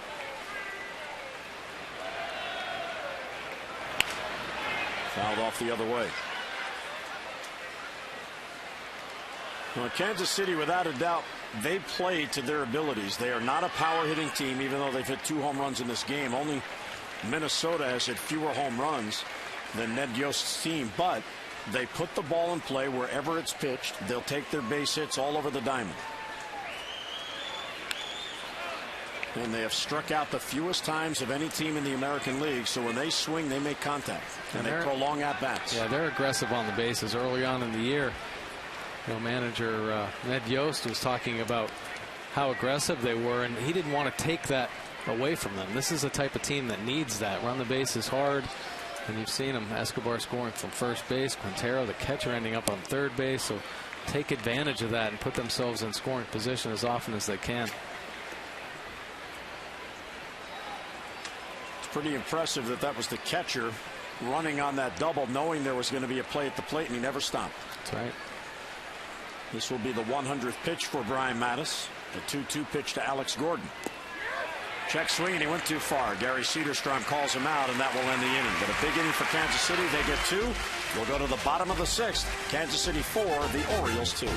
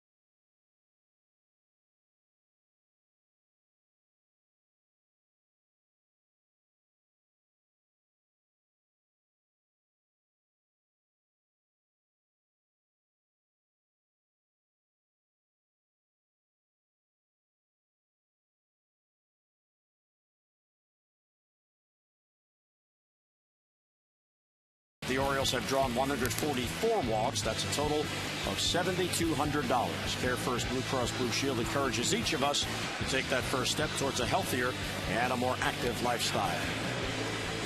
Well, Brian Mattis coming off the field after allowing this 2-2 game to become a 4-2 game, and there goes the glove. As Mattis now at 100 pitches for the day. And we saw the bullpen busy, so this might be it for Brian. So the Orioles will try to come back for him here. Get some runs on the board in the 6th inning. Nick Johnson leads off. He's 0 for 2 with a couple of strikeouts. Then Andino and Avery, 8-9 and 1 against Tim Collins, who stays on. 2 lefties up this inning. First ball swinging, pops it up third base side. Over is Moustakas, and he runs out of room, so it's back out of play, and Nick Johnson has life. Stu Pomeranz beginning to get loose.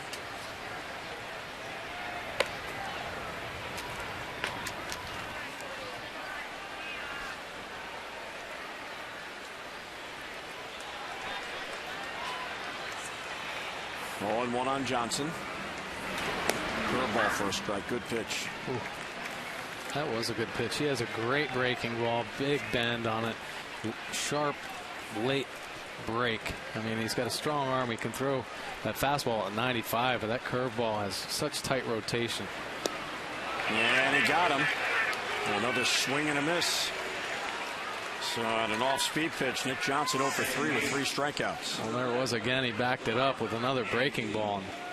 He throws it hard and gets that deep bite there for strike 3.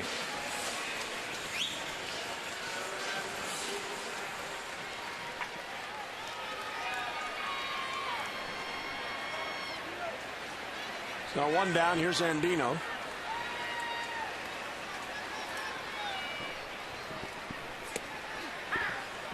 And there's another strike with a breaking ball.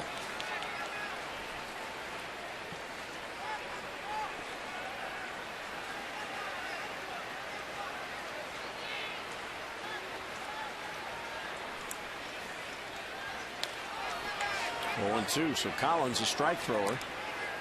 3-pitch strikeout at Johnson, and he's 0-2 on Andino. He's thrown 5 pitches this inning. 4 of them have been that big breaking ball.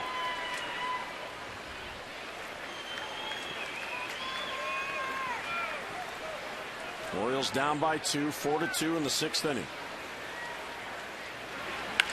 Now ball towards short. Escobar backhands. Long throw is perfect, and 2 down. Time now for our PNC minor league report, brought to you by PNC for the achiever in you. And there's our old friend Zach Britton. Last night, his first rehab start as he joined the affiliate, the Bowie Bay Sox, and pitched very well. 5 innings pitched. He allowed 2 unearned runs on 3 hits. He struck out 6 and walked 2. Last year as a rookie with the Orioles, 28 starts. He went 11-11. And a nice family note in that game, his older brother Buck Britton, who played right field, went 2 for 4 and hit a home run and had 2 RBIs to help Zach get that win. Well, that's pretty cool. I know they had a good time in spring training when they were, playing with each other down there, and back together again in Bowie. Zach doesn't want to be there very long. Good to see him on the mend and bouncing back and getting his innings in and his work. Definitely make this team stronger, or at least the depth of the organization stronger, knowing he's healthy and ready to go. Here's the 0-2. Avery fouls it off. Now O'Day is back on the mound. You saw the graphic. Collins has thrown 10 pitches, and they're all strikes. Being aggressive, staying in the zone. When you're in plus stuff, and you can do that. And he gets Avery. So a 3-up, 3-down inning, 2 by strikeout for Tim Collins. We'll head to the 7th. The Orioles trail by 2.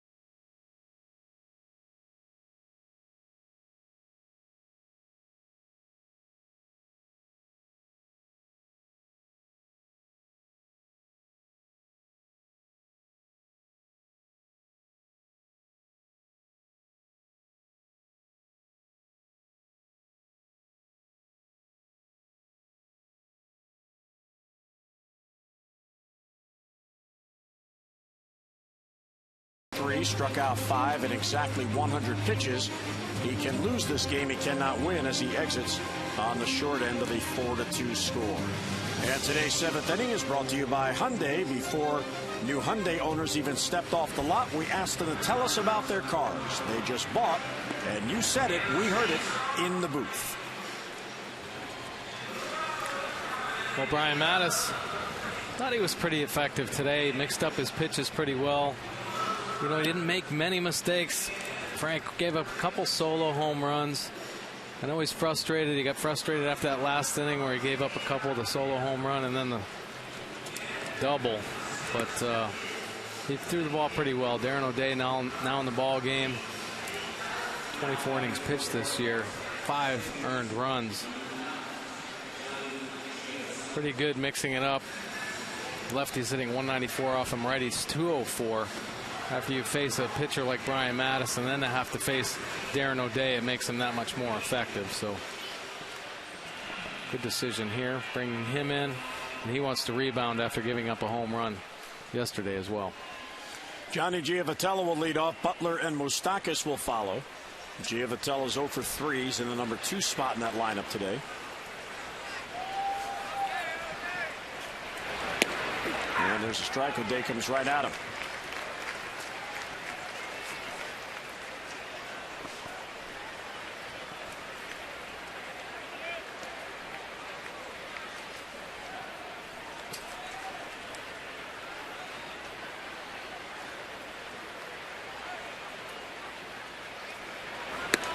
Fastball.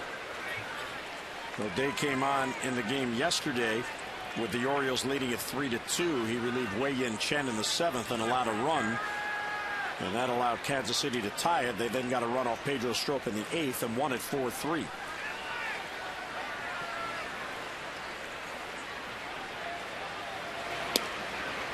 One is outside. 2-1.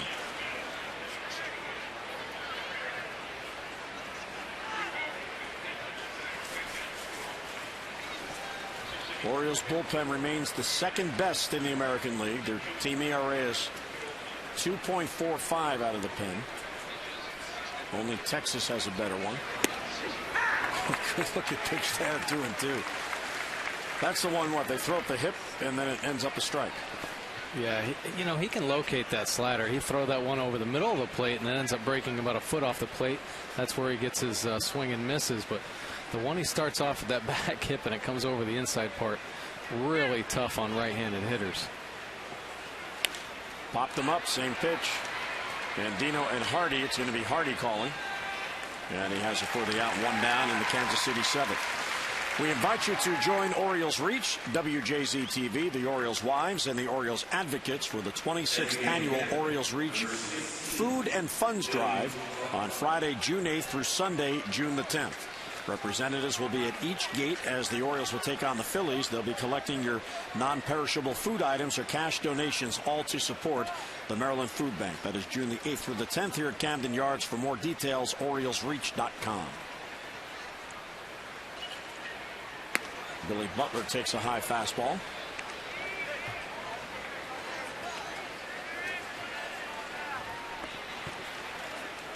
The Orioles will not be sorry they won't see him tomorrow. No, he's been very dangerous this year.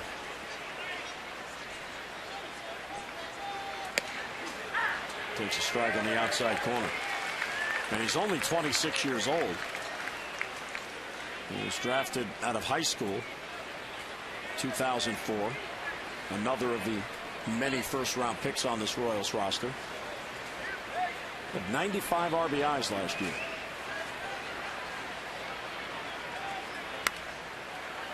That one rode in on him and he fouls it off. A ball and 2 strikes.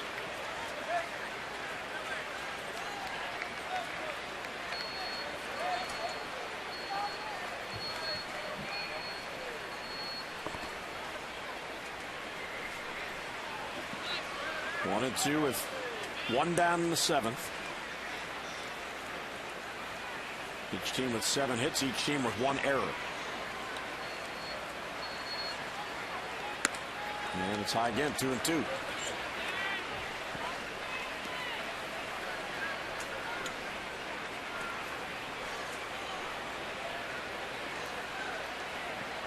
This is a big game for the Orioles. They're trying to get the rubber game to go 3-3 on the homestand. And he gets Butler. So the different look changes the angle the hitter sees, and he gets him to chase. Well, he pitched him tough that hole at bat. Worked him hard in and then up in the zone a couple times back to back, and Butler can't lay off that one. When you're swinging the bat well, you just want to keep hitting and keep swinging, and he expanded out of the zone right there. Now 2 down. Here's Moustakas, who is 0 for 3. And there's a strike.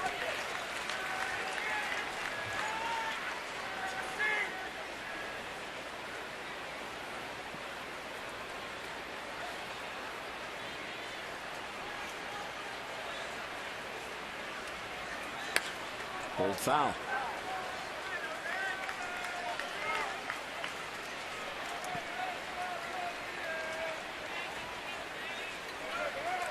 No balls and 2 strikes on Moustakas with 2 outs and nobody on here in the 7th.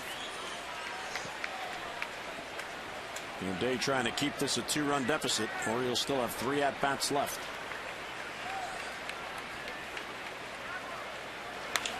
High fly ball to right field, down the line, and fades foul at the last minute.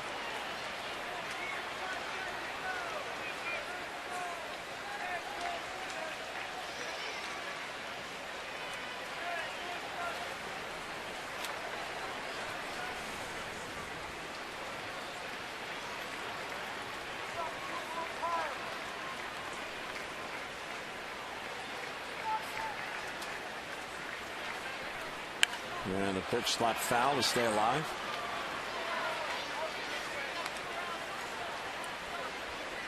O'Day has allowed runs in each of his last 2 appearances. Wednesday against Boston on a solo home run, and the run yesterday on the RBI double by guess who? Quintero. There's the 0-2 check swing, and he fouled it off.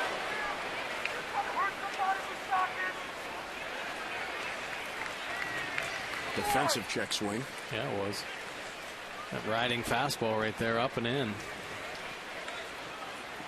Fights it off, and then about 20 people above the Royals dugout had to fight it off. That thing got in there hot.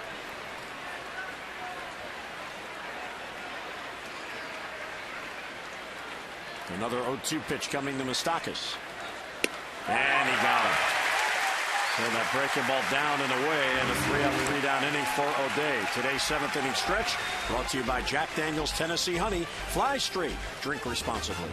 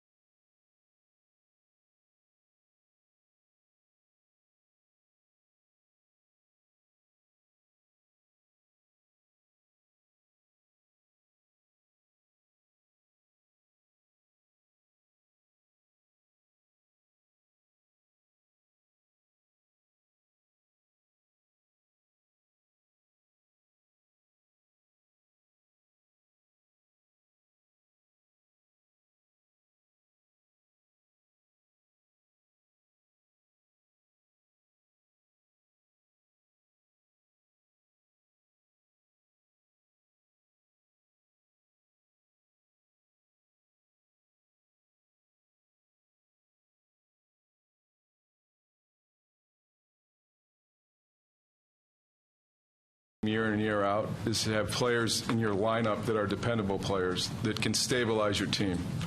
So Adam Jones stabilizes our team. He goes to the post every day. I mean, he's available to the team. He's out there. He hits in the middle of the lineup. He uses his speed to put pressure on the other teams offensively, and he helps stabilize our pitching staff by patrolling center field at an elite level. So, I mean, here's a player that can help us on both sides of the ball. He's 26 years old, and he's a fixture in the community. So Dan Duquette at today's press conference announcing the official announcement of Adam Jones and a 6-year contract extension. And that's how you get a 6-year extension, because you possess all those qualities Dan Duquette just talked about. And Adam's certainly one of the building blocks of this team. He is a center point. And the other part about the press conference that struck me is that several of his players walked down the hall from the clubhouse to listen in and attend it. I know Nick Markakis was there, J.J. Hardy, Robert Andino, and Jake Arrieta. And Adam went out of his way to thank them for being there, because, as he said, this is a team. It's me sitting up here, but it's what we all do that matters as a team. Yeah, pretty impressive to get the support from his team to come in there. But Adam Jones, being the type of guy that he is, to recognize them and appreciate their support.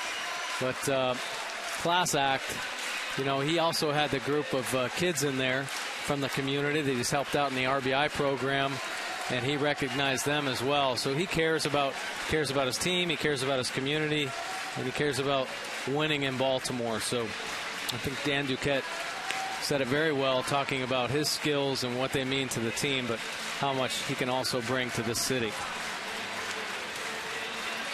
Kelvin Herrera comes on, so that's a good thing, because that means Tim Collins is gone.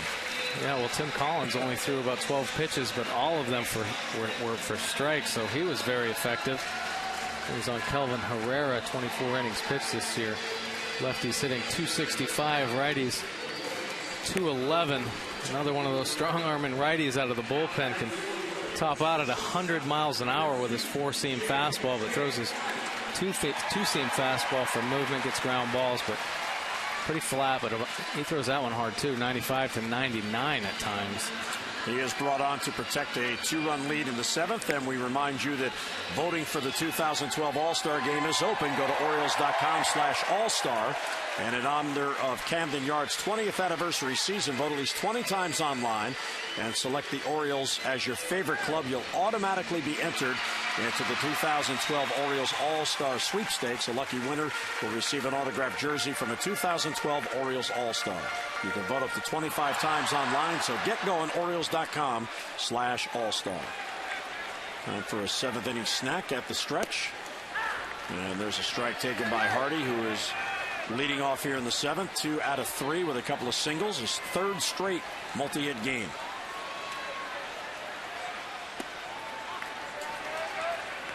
Now, since June 1st of last year, most home runs, only Josh Hamilton has more than Hardy, Granderson, and Kemp, who are tied for 2nd at 38. And we talked about that with JJ, because he missed the 26 games last year with that oblique strain. That's some pretty impressive company right there. And he is almost 30 team games ahead of his home run pace of last year. Fouls it off to stay alive. 99-mile-an-hour fastball.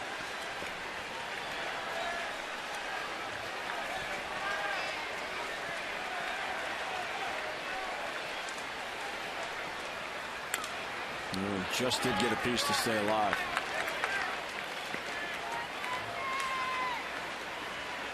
Well, you see the consistency that J.J. Hardy is beginning to bring. He has 7 home runs and 18 RBIs in May, and he has 12 RBIs in the last 13 games. Yeah, it's nice to see him on a roll like this, average climbing, because he did get off to somewhat of a slow start, although he stayed consistent with his power numbers, but consistently there. I mean, when J.J. Hardy and Nick Markakis and Adam Jones get going, oh my goodness. And when Matt Wieters was hot at the beginning of the year, if those guys are doing that kind of damage consistently, what an incredible offense. And we've seen the numbers, and so many players on the Orioles with 20 RBIs or more. It's just a powerful offense. There's Nick waiting on deck, Jones behind him. 1-2 the count, holding on Hardy. Bounce to the second baseman, Giavotella, had him played perfectly. And a toss to get Hardy, and one down here in the Orioles 7th inning.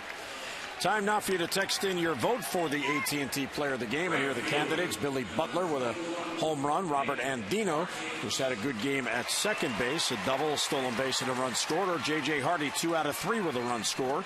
Text in your vote and have your voice heard, A, B, or C, to 31826. Jose Mijares is getting loose. Markakis will bat with 1 out and nobody on. Fastball's outside.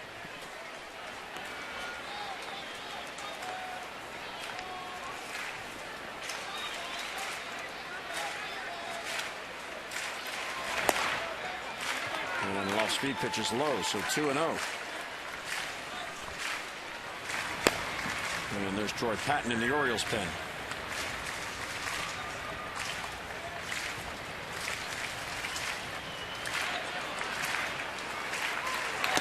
Ball.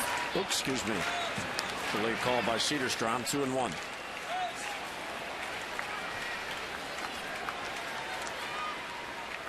Herrera is just 22 years old. Collins, who just left, is just 22. Center field, backing up on his Meyer. Now he stops. And Markakis is retired and 2 outs here in the 7th inning. Well, Markakis now 1 out of 4 as Herrera gets the first 2 here in the 7th inning.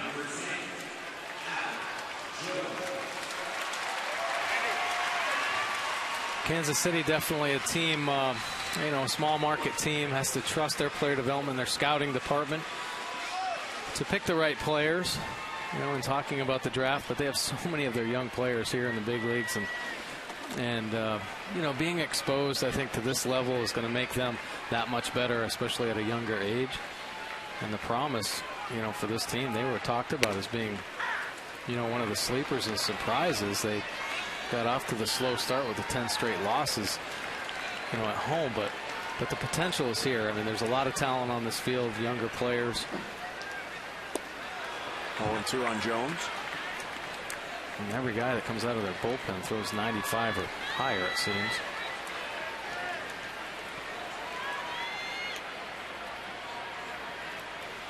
Showalter on the phone to the bullpen. And Tapper back to the mound. Herrera has it and gets it to first. So he has a 3-up, 3-down inning, and the Royals bullpen has gone 2 1/3 scoreless. We're through 7, 4-2 Royals.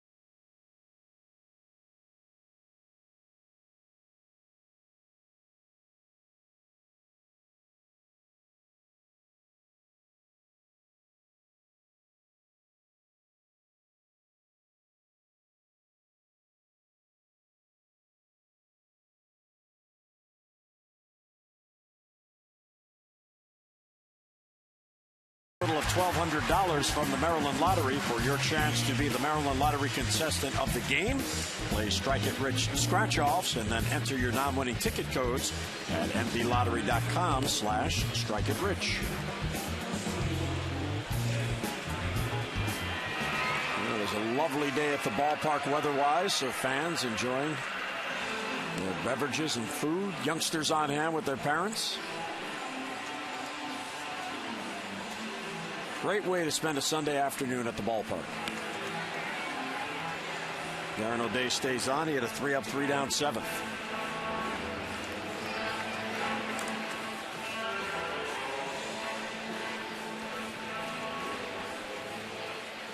Got his work cut out for him right here with red hot Jeff Francoeur. 2 for 3 today with a solo home run and a single. A couple runs scored as well.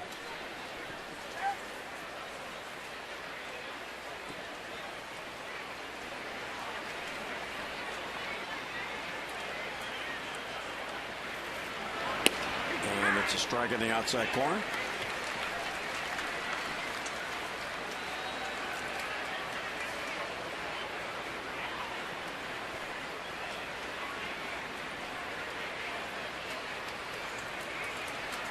Francoeur has homered in this game, and he takes high.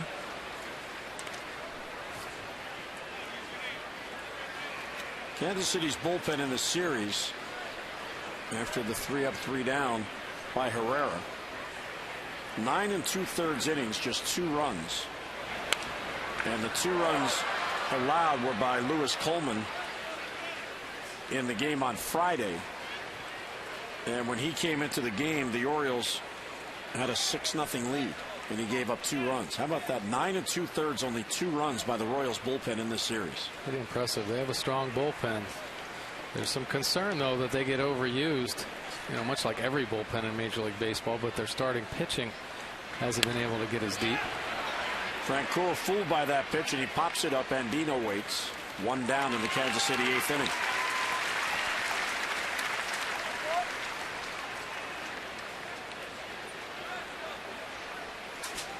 Buck was on the field before the ball even got around the horn. So the lefty coming up. O'Day will leave, and Troy Patton will come on. So Patton coming on to face Kansas City and Eric Hosmer in the 8th.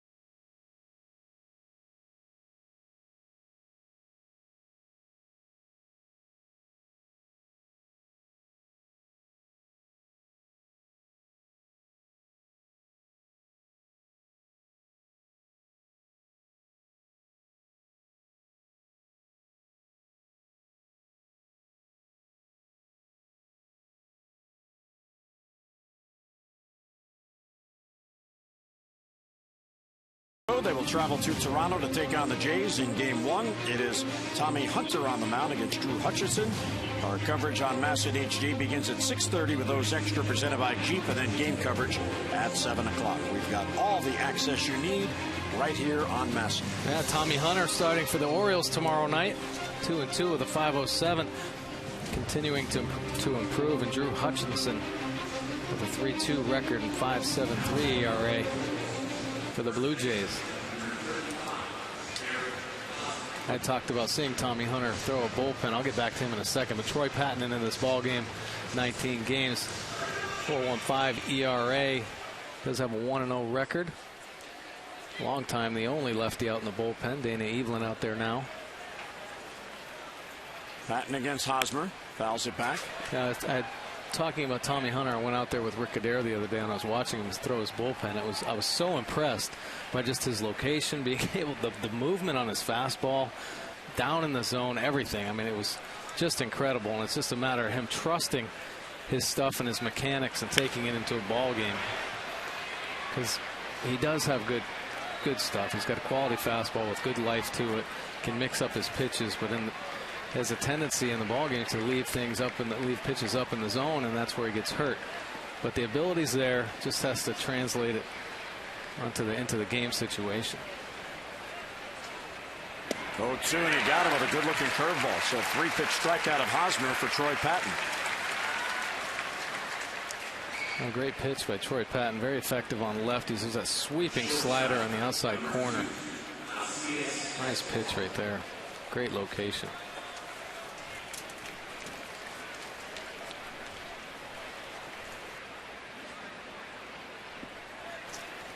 Here's Escobar. 2 outs, nobody on. Escobar's had a good day. A couple of hits and a run scored. Patton comes right at him for a strike.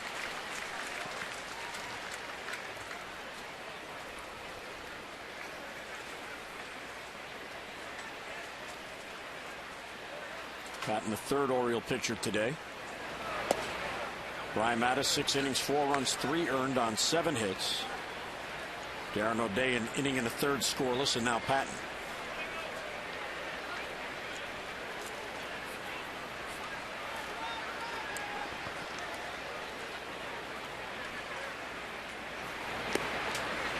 A little bit low, 2-1. 33,919 the attendance today. So this is the largest crowd of the 3-game series. Very well attended series. Nearly 29,000 Friday, nearly 27,000 yesterday, and nearly 34,000 today. Today was another of the Little League days. The youngsters had their parade before the game. Wow, nice one-handed grab over there by an Orioles fan. Crowd appreciates another good play. 2-2 on Alcides Escobar.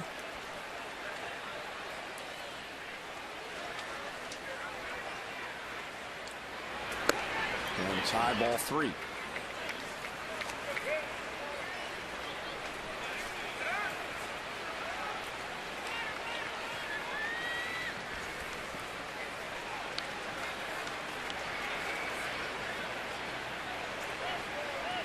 Patton ready. Here's the payoff pitch. And he got him, a high fastball. So Patton comes on, strikes out 2 in a row. And 3 up, 3 down go the Royals. Bottom of the 8th coming. 4-2 Kansas City.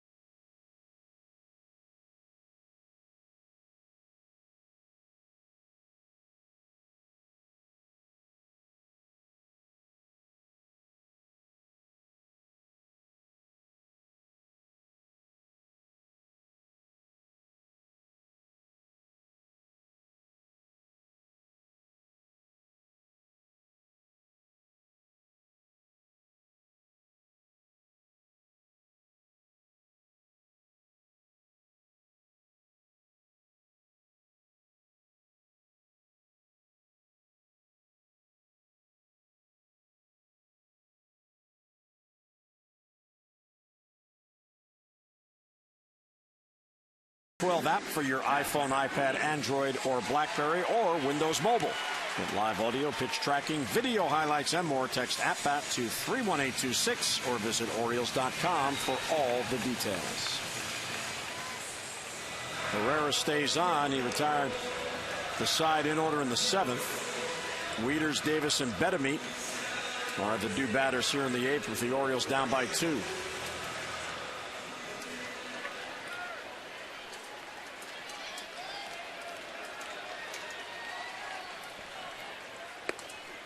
Wieters is 1 for 2, and he takes a strike. Orioles have left 8 men on in this game, and through the first 5 innings. All of those men were left. Wieters fouls it back the other way. They also left a runner in scoring position in each of the first 5 innings. Yeah, had some opportunities. Unable to capitalize on them. Wieters down in the count 0-2. Outside with the breaking ball.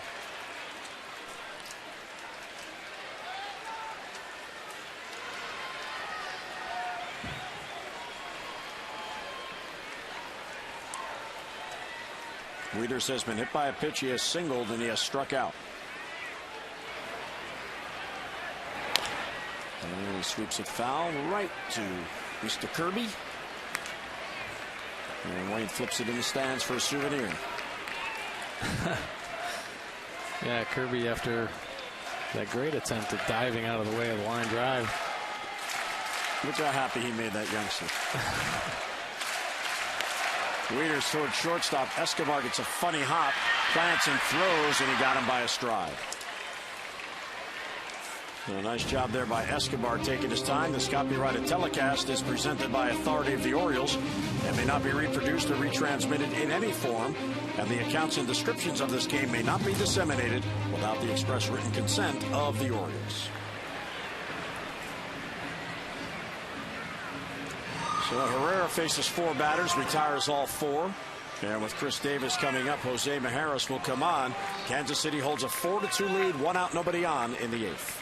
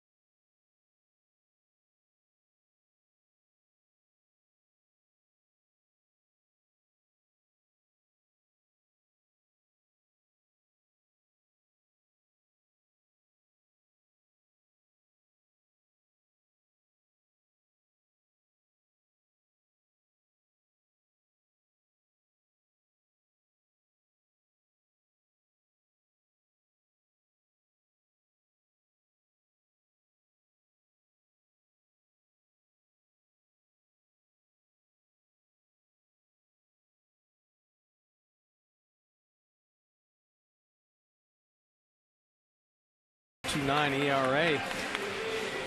Pretty effective on left-handed batters. 19 innings pitched, 18 hits, 5 earned runs this year, 15 strikeouts.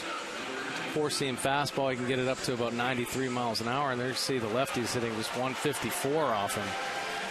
So that's why he's here in this situation, facing Chris Davis.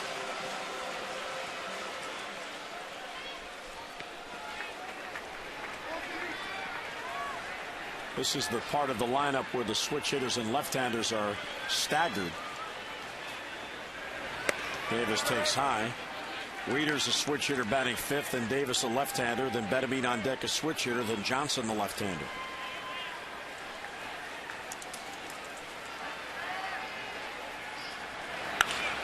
Davis center field deep. Back on it is Meyer, and it bounces past him, and that's up in the crowd for a ground rule double.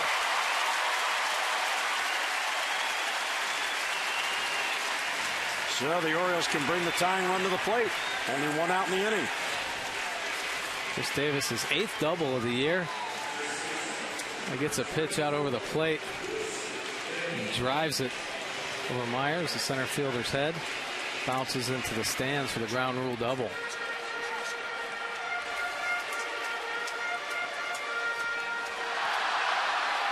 Nice swing right there, and the Orioles have an opportunity Now with Wilson Betterment coming up. Wilson is 0 for 2. Ground ball towards third. Oh, Moustakas gloves. Looks Davis back and fires across. Nicely done by Mike Moustakas.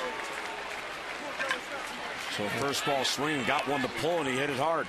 Yeah, he did hit it hard. That left side of the Royals infield has been pretty tight. Moustakas keeps his glove down low, checks the runner at second base. Strong thrower to first. Nice play. So Steve Tollefson will come up as a pinch hitter. He will bat for Nick Johnson, who was 0 for 3 with 3 strikeouts today. So that brings Ned Yost out. He did have a right-hander getting loose.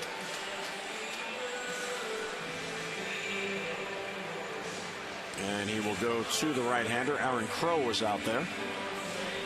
So Majerus comes on, faces 2 batters, gets 1 out. Big at-bat coming up. Birds down by 2.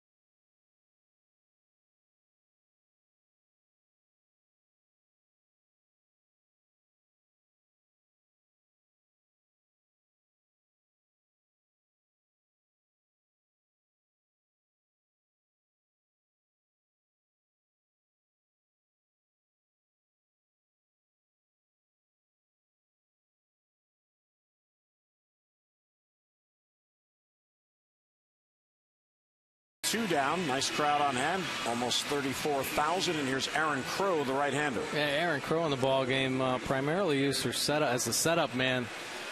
Pretty effective. Live arm, 2-seam fastball, top out at 96. And he's had some command issues, but when he is on, boy, that sinker-slider combination is nasty.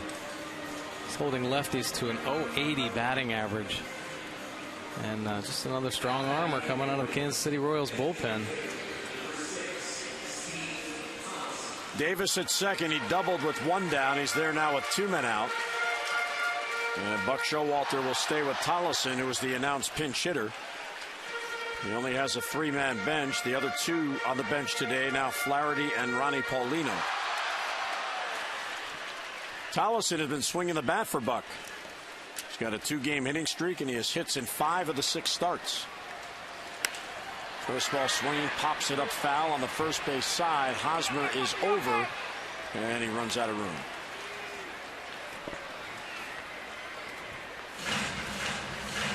Talked about the left side of the Royals defense, but this Eric Hosmer is a pretty good defensive first baseman as well. He made a play Nick Markakis late in the ball game last night. Actually, to end the ball game, Markakis hit a bullet down at him and made it look easy. Pitch is high, taken 1-1.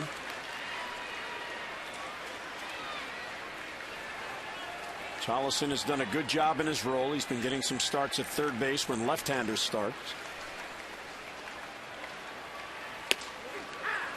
And that's on the outside corner. He thought it was wide. Well, instead, it's 1-2. Aaron Crow, another of the many first-round picks on this team. In fact, he was a first-round pick twice. The Nationals took him. He didn't sign. Went back in the draft, and the Royals took him.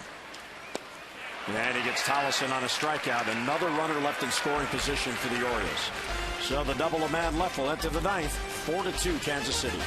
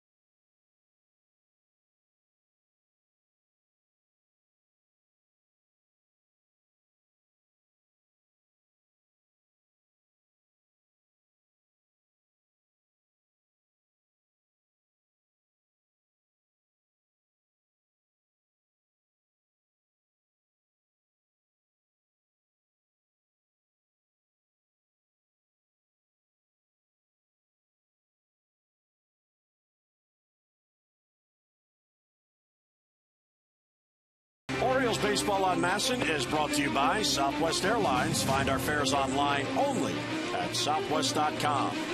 And by Dodge. See your authorized Dodge dealer and experience a world of performance, design, and fuel efficiency. Schedule a test drive or go to dodge.com and check out our powerful lineup. Yep, it's a good day to grill. Sausage looks ready. I wonder if they deliver. Kicking off summertime. Here's the Jackie Robinson retired number outside Oriole Park. Hatton stays on. Mitch Meyer, a left-hander, will lead off. So Patton's job, or who else may pitch in this inning, is their job is to keep it a 2-run game as the Orioles will come up in the bottom of the 9th. There's a breaking ball for a strike. Meyer is 0 for 2, but he does have an RBI and a suicide squeeze sac bunt.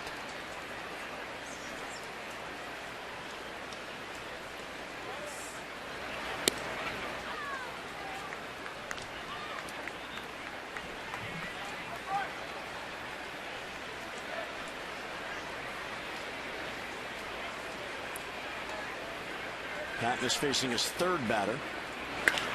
And a bouncer foul off the bat of Meyer. The ball boy down the right field line has had more chances than any player on the field. Making some happy fans down there.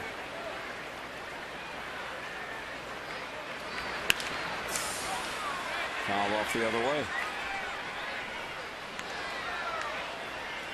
For the Orioles in the 9th, Andino, Avery, and Hardy are due up. And likely will be the hitters.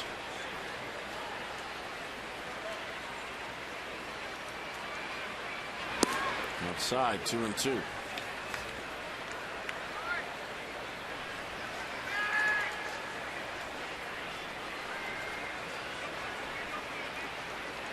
Patton struck out Hosmer and Escobar to end the 8th. And he got it. Well, Meyer fouled off a couple tough pitches right here, but Patton throws that sweeping slider and spots it on the outside corner to get his 3rd consecutive strikeout. So Buck Showalter is out, and he'll make a pitching change. Alberto Quintero, right-handed batter, is coming up, and here comes Jim Johnson in. So with 1 out, nobody on, 4-2 Kansas City. Johnson on in the 9th.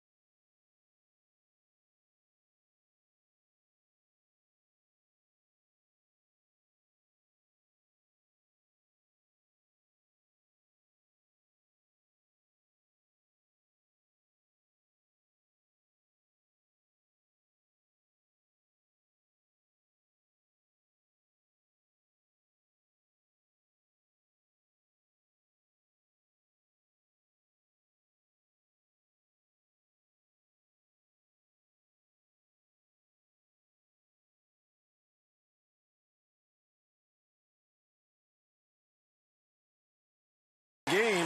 The Birds have just 1 more at bat, so here's the closer. Yeah, Jim Johnson in the ball game, and not typically in these kind of situations, but he hasn't thrown in about 5 days. Got his last save against Boston back on the 22nd. Very effective. Got to keep him fresh, though, so that's why he's throwing tonight. And obviously the get the Orioles offense back in there without any damage, I would stick to this 4-2 deficit. Here is Quintero, the number 9 batter. Fastball's right there for a strike.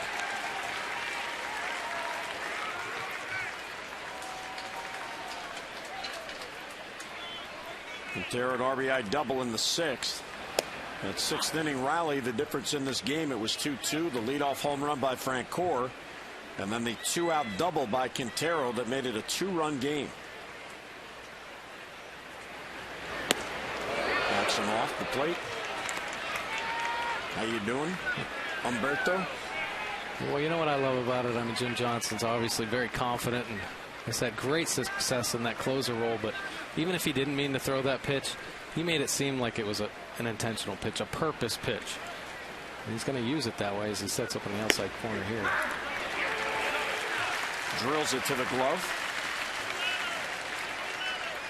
Yeah. Quintero can't yap too much at Gary Cederstrom because he's got to go back there and catch in the bottom of the 9th. Just does get a piece.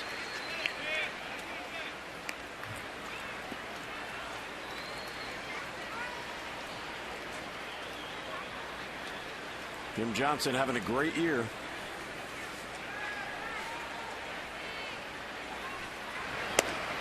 Just outside, ball 3. And back to that same pitch that he had called a strike earlier in the at-bat. Just a little further off the plate. Chopper towards the middle. Hardy gets to it. Off balance throw, not in time. What an effort by Hardy, but Quintero has another hit. Bouncer up the middle. I don't know how many times you see it. Jim Johnson gives up so many chopping ground balls that bounce right in the front of the plate because of that action on his fastball. J.J. Hardy, nice play to get to it. Quintero sniffs hit and gets down that line pretty quick. Chris Davis, nice effort on the end. Good stretch, little split. Alex Gordon, leadoff hitter up, takes low.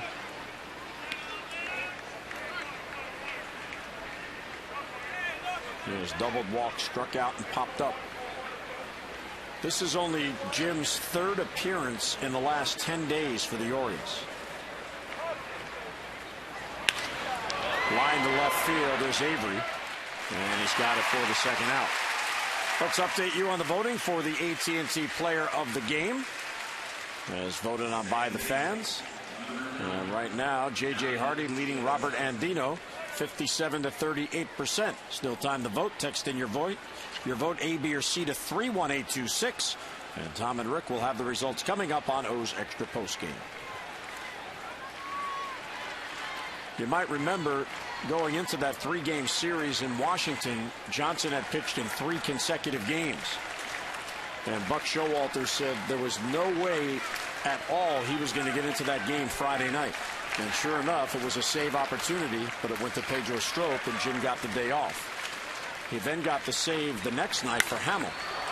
Fly ball to center field. Jones back on it. That ball has carry, but Adam gets to it, and he hauls it in for the out. So Giavotella is retired, and the inning ends. Well, here we go. Bottom of the 9th coming up. Orioles need 2 to get back even. It's 4-2 Kansas City.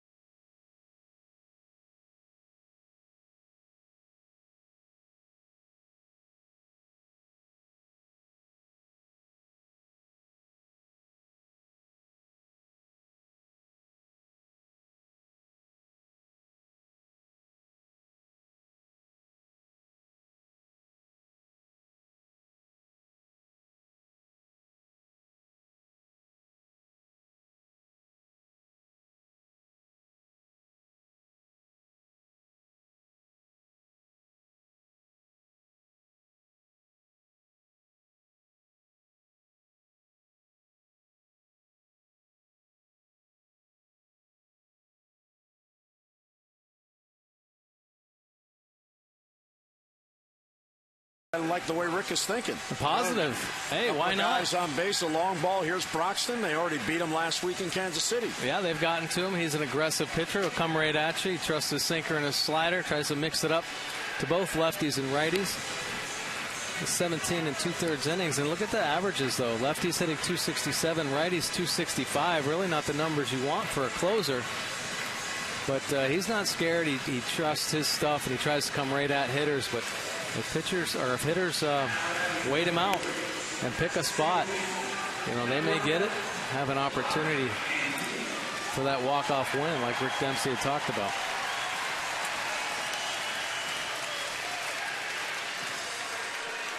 He did earn the save in yesterday's game, but he did allow the tying run to get on leading off the game, and it is the exact same spot of the lineup that Broxton will face. 9, 1, and 2. So he will face the same 3 hitters and maybe more.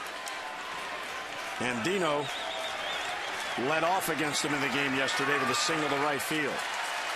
Orioles today are down by 2. Yesterday they were down by 1.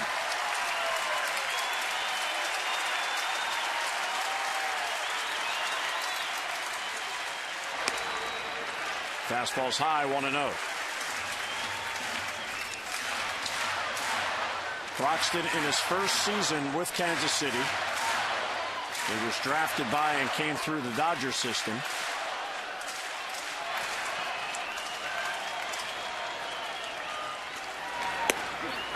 And he took a little something off and lays it in there.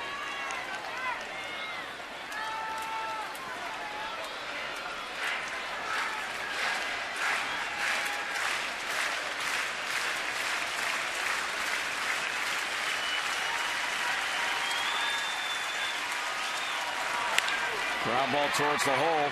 There's Escobar. And 1 down in the 9th inning. Young shortstop making plays look easy over there. I've seen his arm from the hole.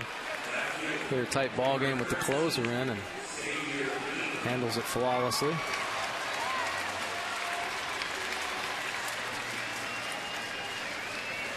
So at 1 down, Xavier Avery will come up. He has an RBI single and a stolen base in this game, and Kansas City will respect his speed. They're pinching in at the corners.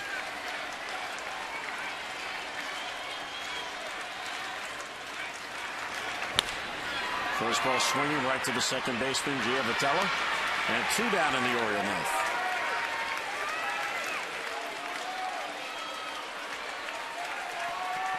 Well, Broxton gets a lot of ground balls with that sinker, and seeing that here.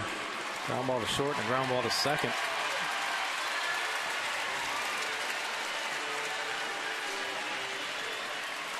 Well, 4 pitches, 2 outs. J.J. Hardy, the Orioles' last hope here to keep it going. He is 2 for 4 in the game.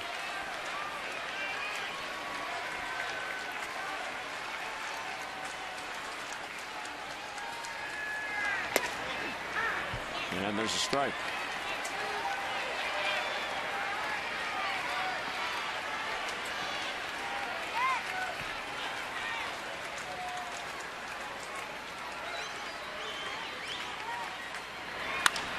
Hardy pops it up.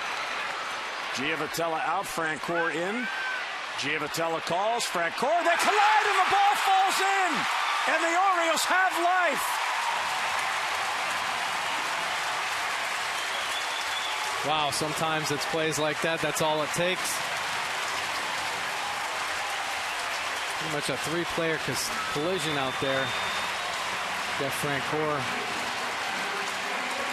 Nobody really calling. I think Francoeur's got to be the one to really scream out loud and chase that infielder off, or at least peek down. Pretty routine fly ball for the second baseman, and he was waving his arms. Look to see the Orioles take advantage of that miscue. Well, that is without a doubt the outfielder's ball. That ball was up there for a long time. And the Orioles have life. Let's see if they can take advantage of it.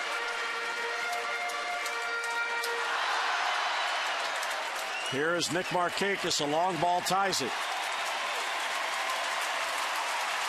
And the fans are back in it. They're looking for some late life.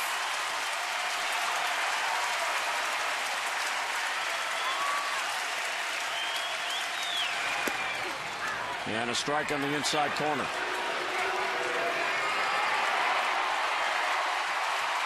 An error has been charged to Francoeur on that play.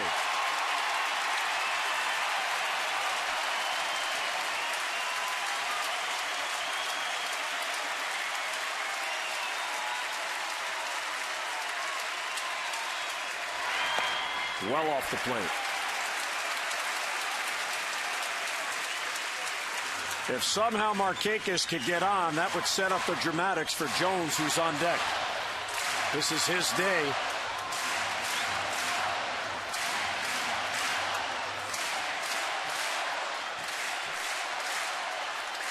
Ball and a strike on Nick.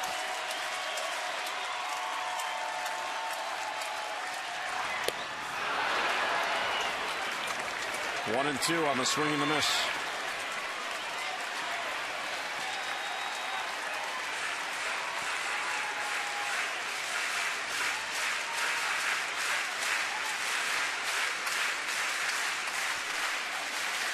Hardy at second. A two-base error. 1 and 2 on Markakis.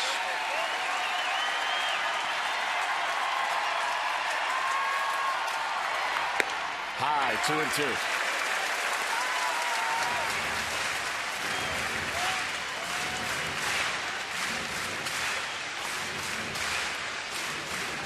Fans are hopeful.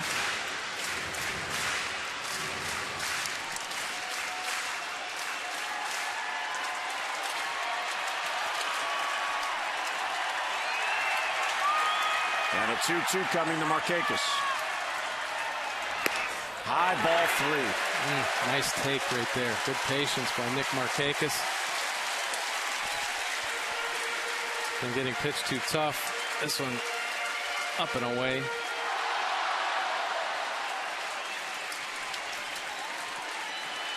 A full count with 2 down. The error has kept the game going.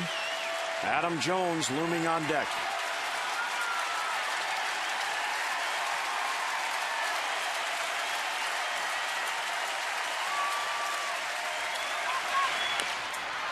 And a foul ball at the plate.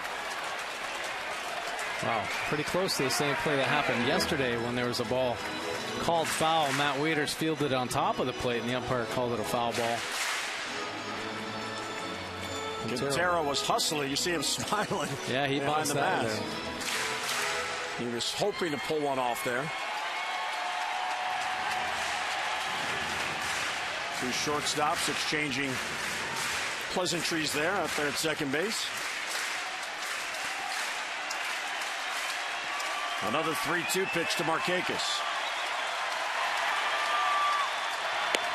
And a strike 3 called on the outside corner. Markakis thought he had ball 4, and Cedarstrom rings him up.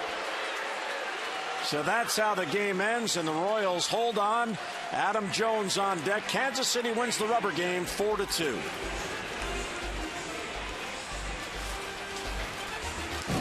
And we hope you can join us tomorrow. More O's action. The Birds on the road. They'll be in Toronto taking on the Jays. Game 1 of a 3-game series. Tommy Hunter against Drew Hutchison.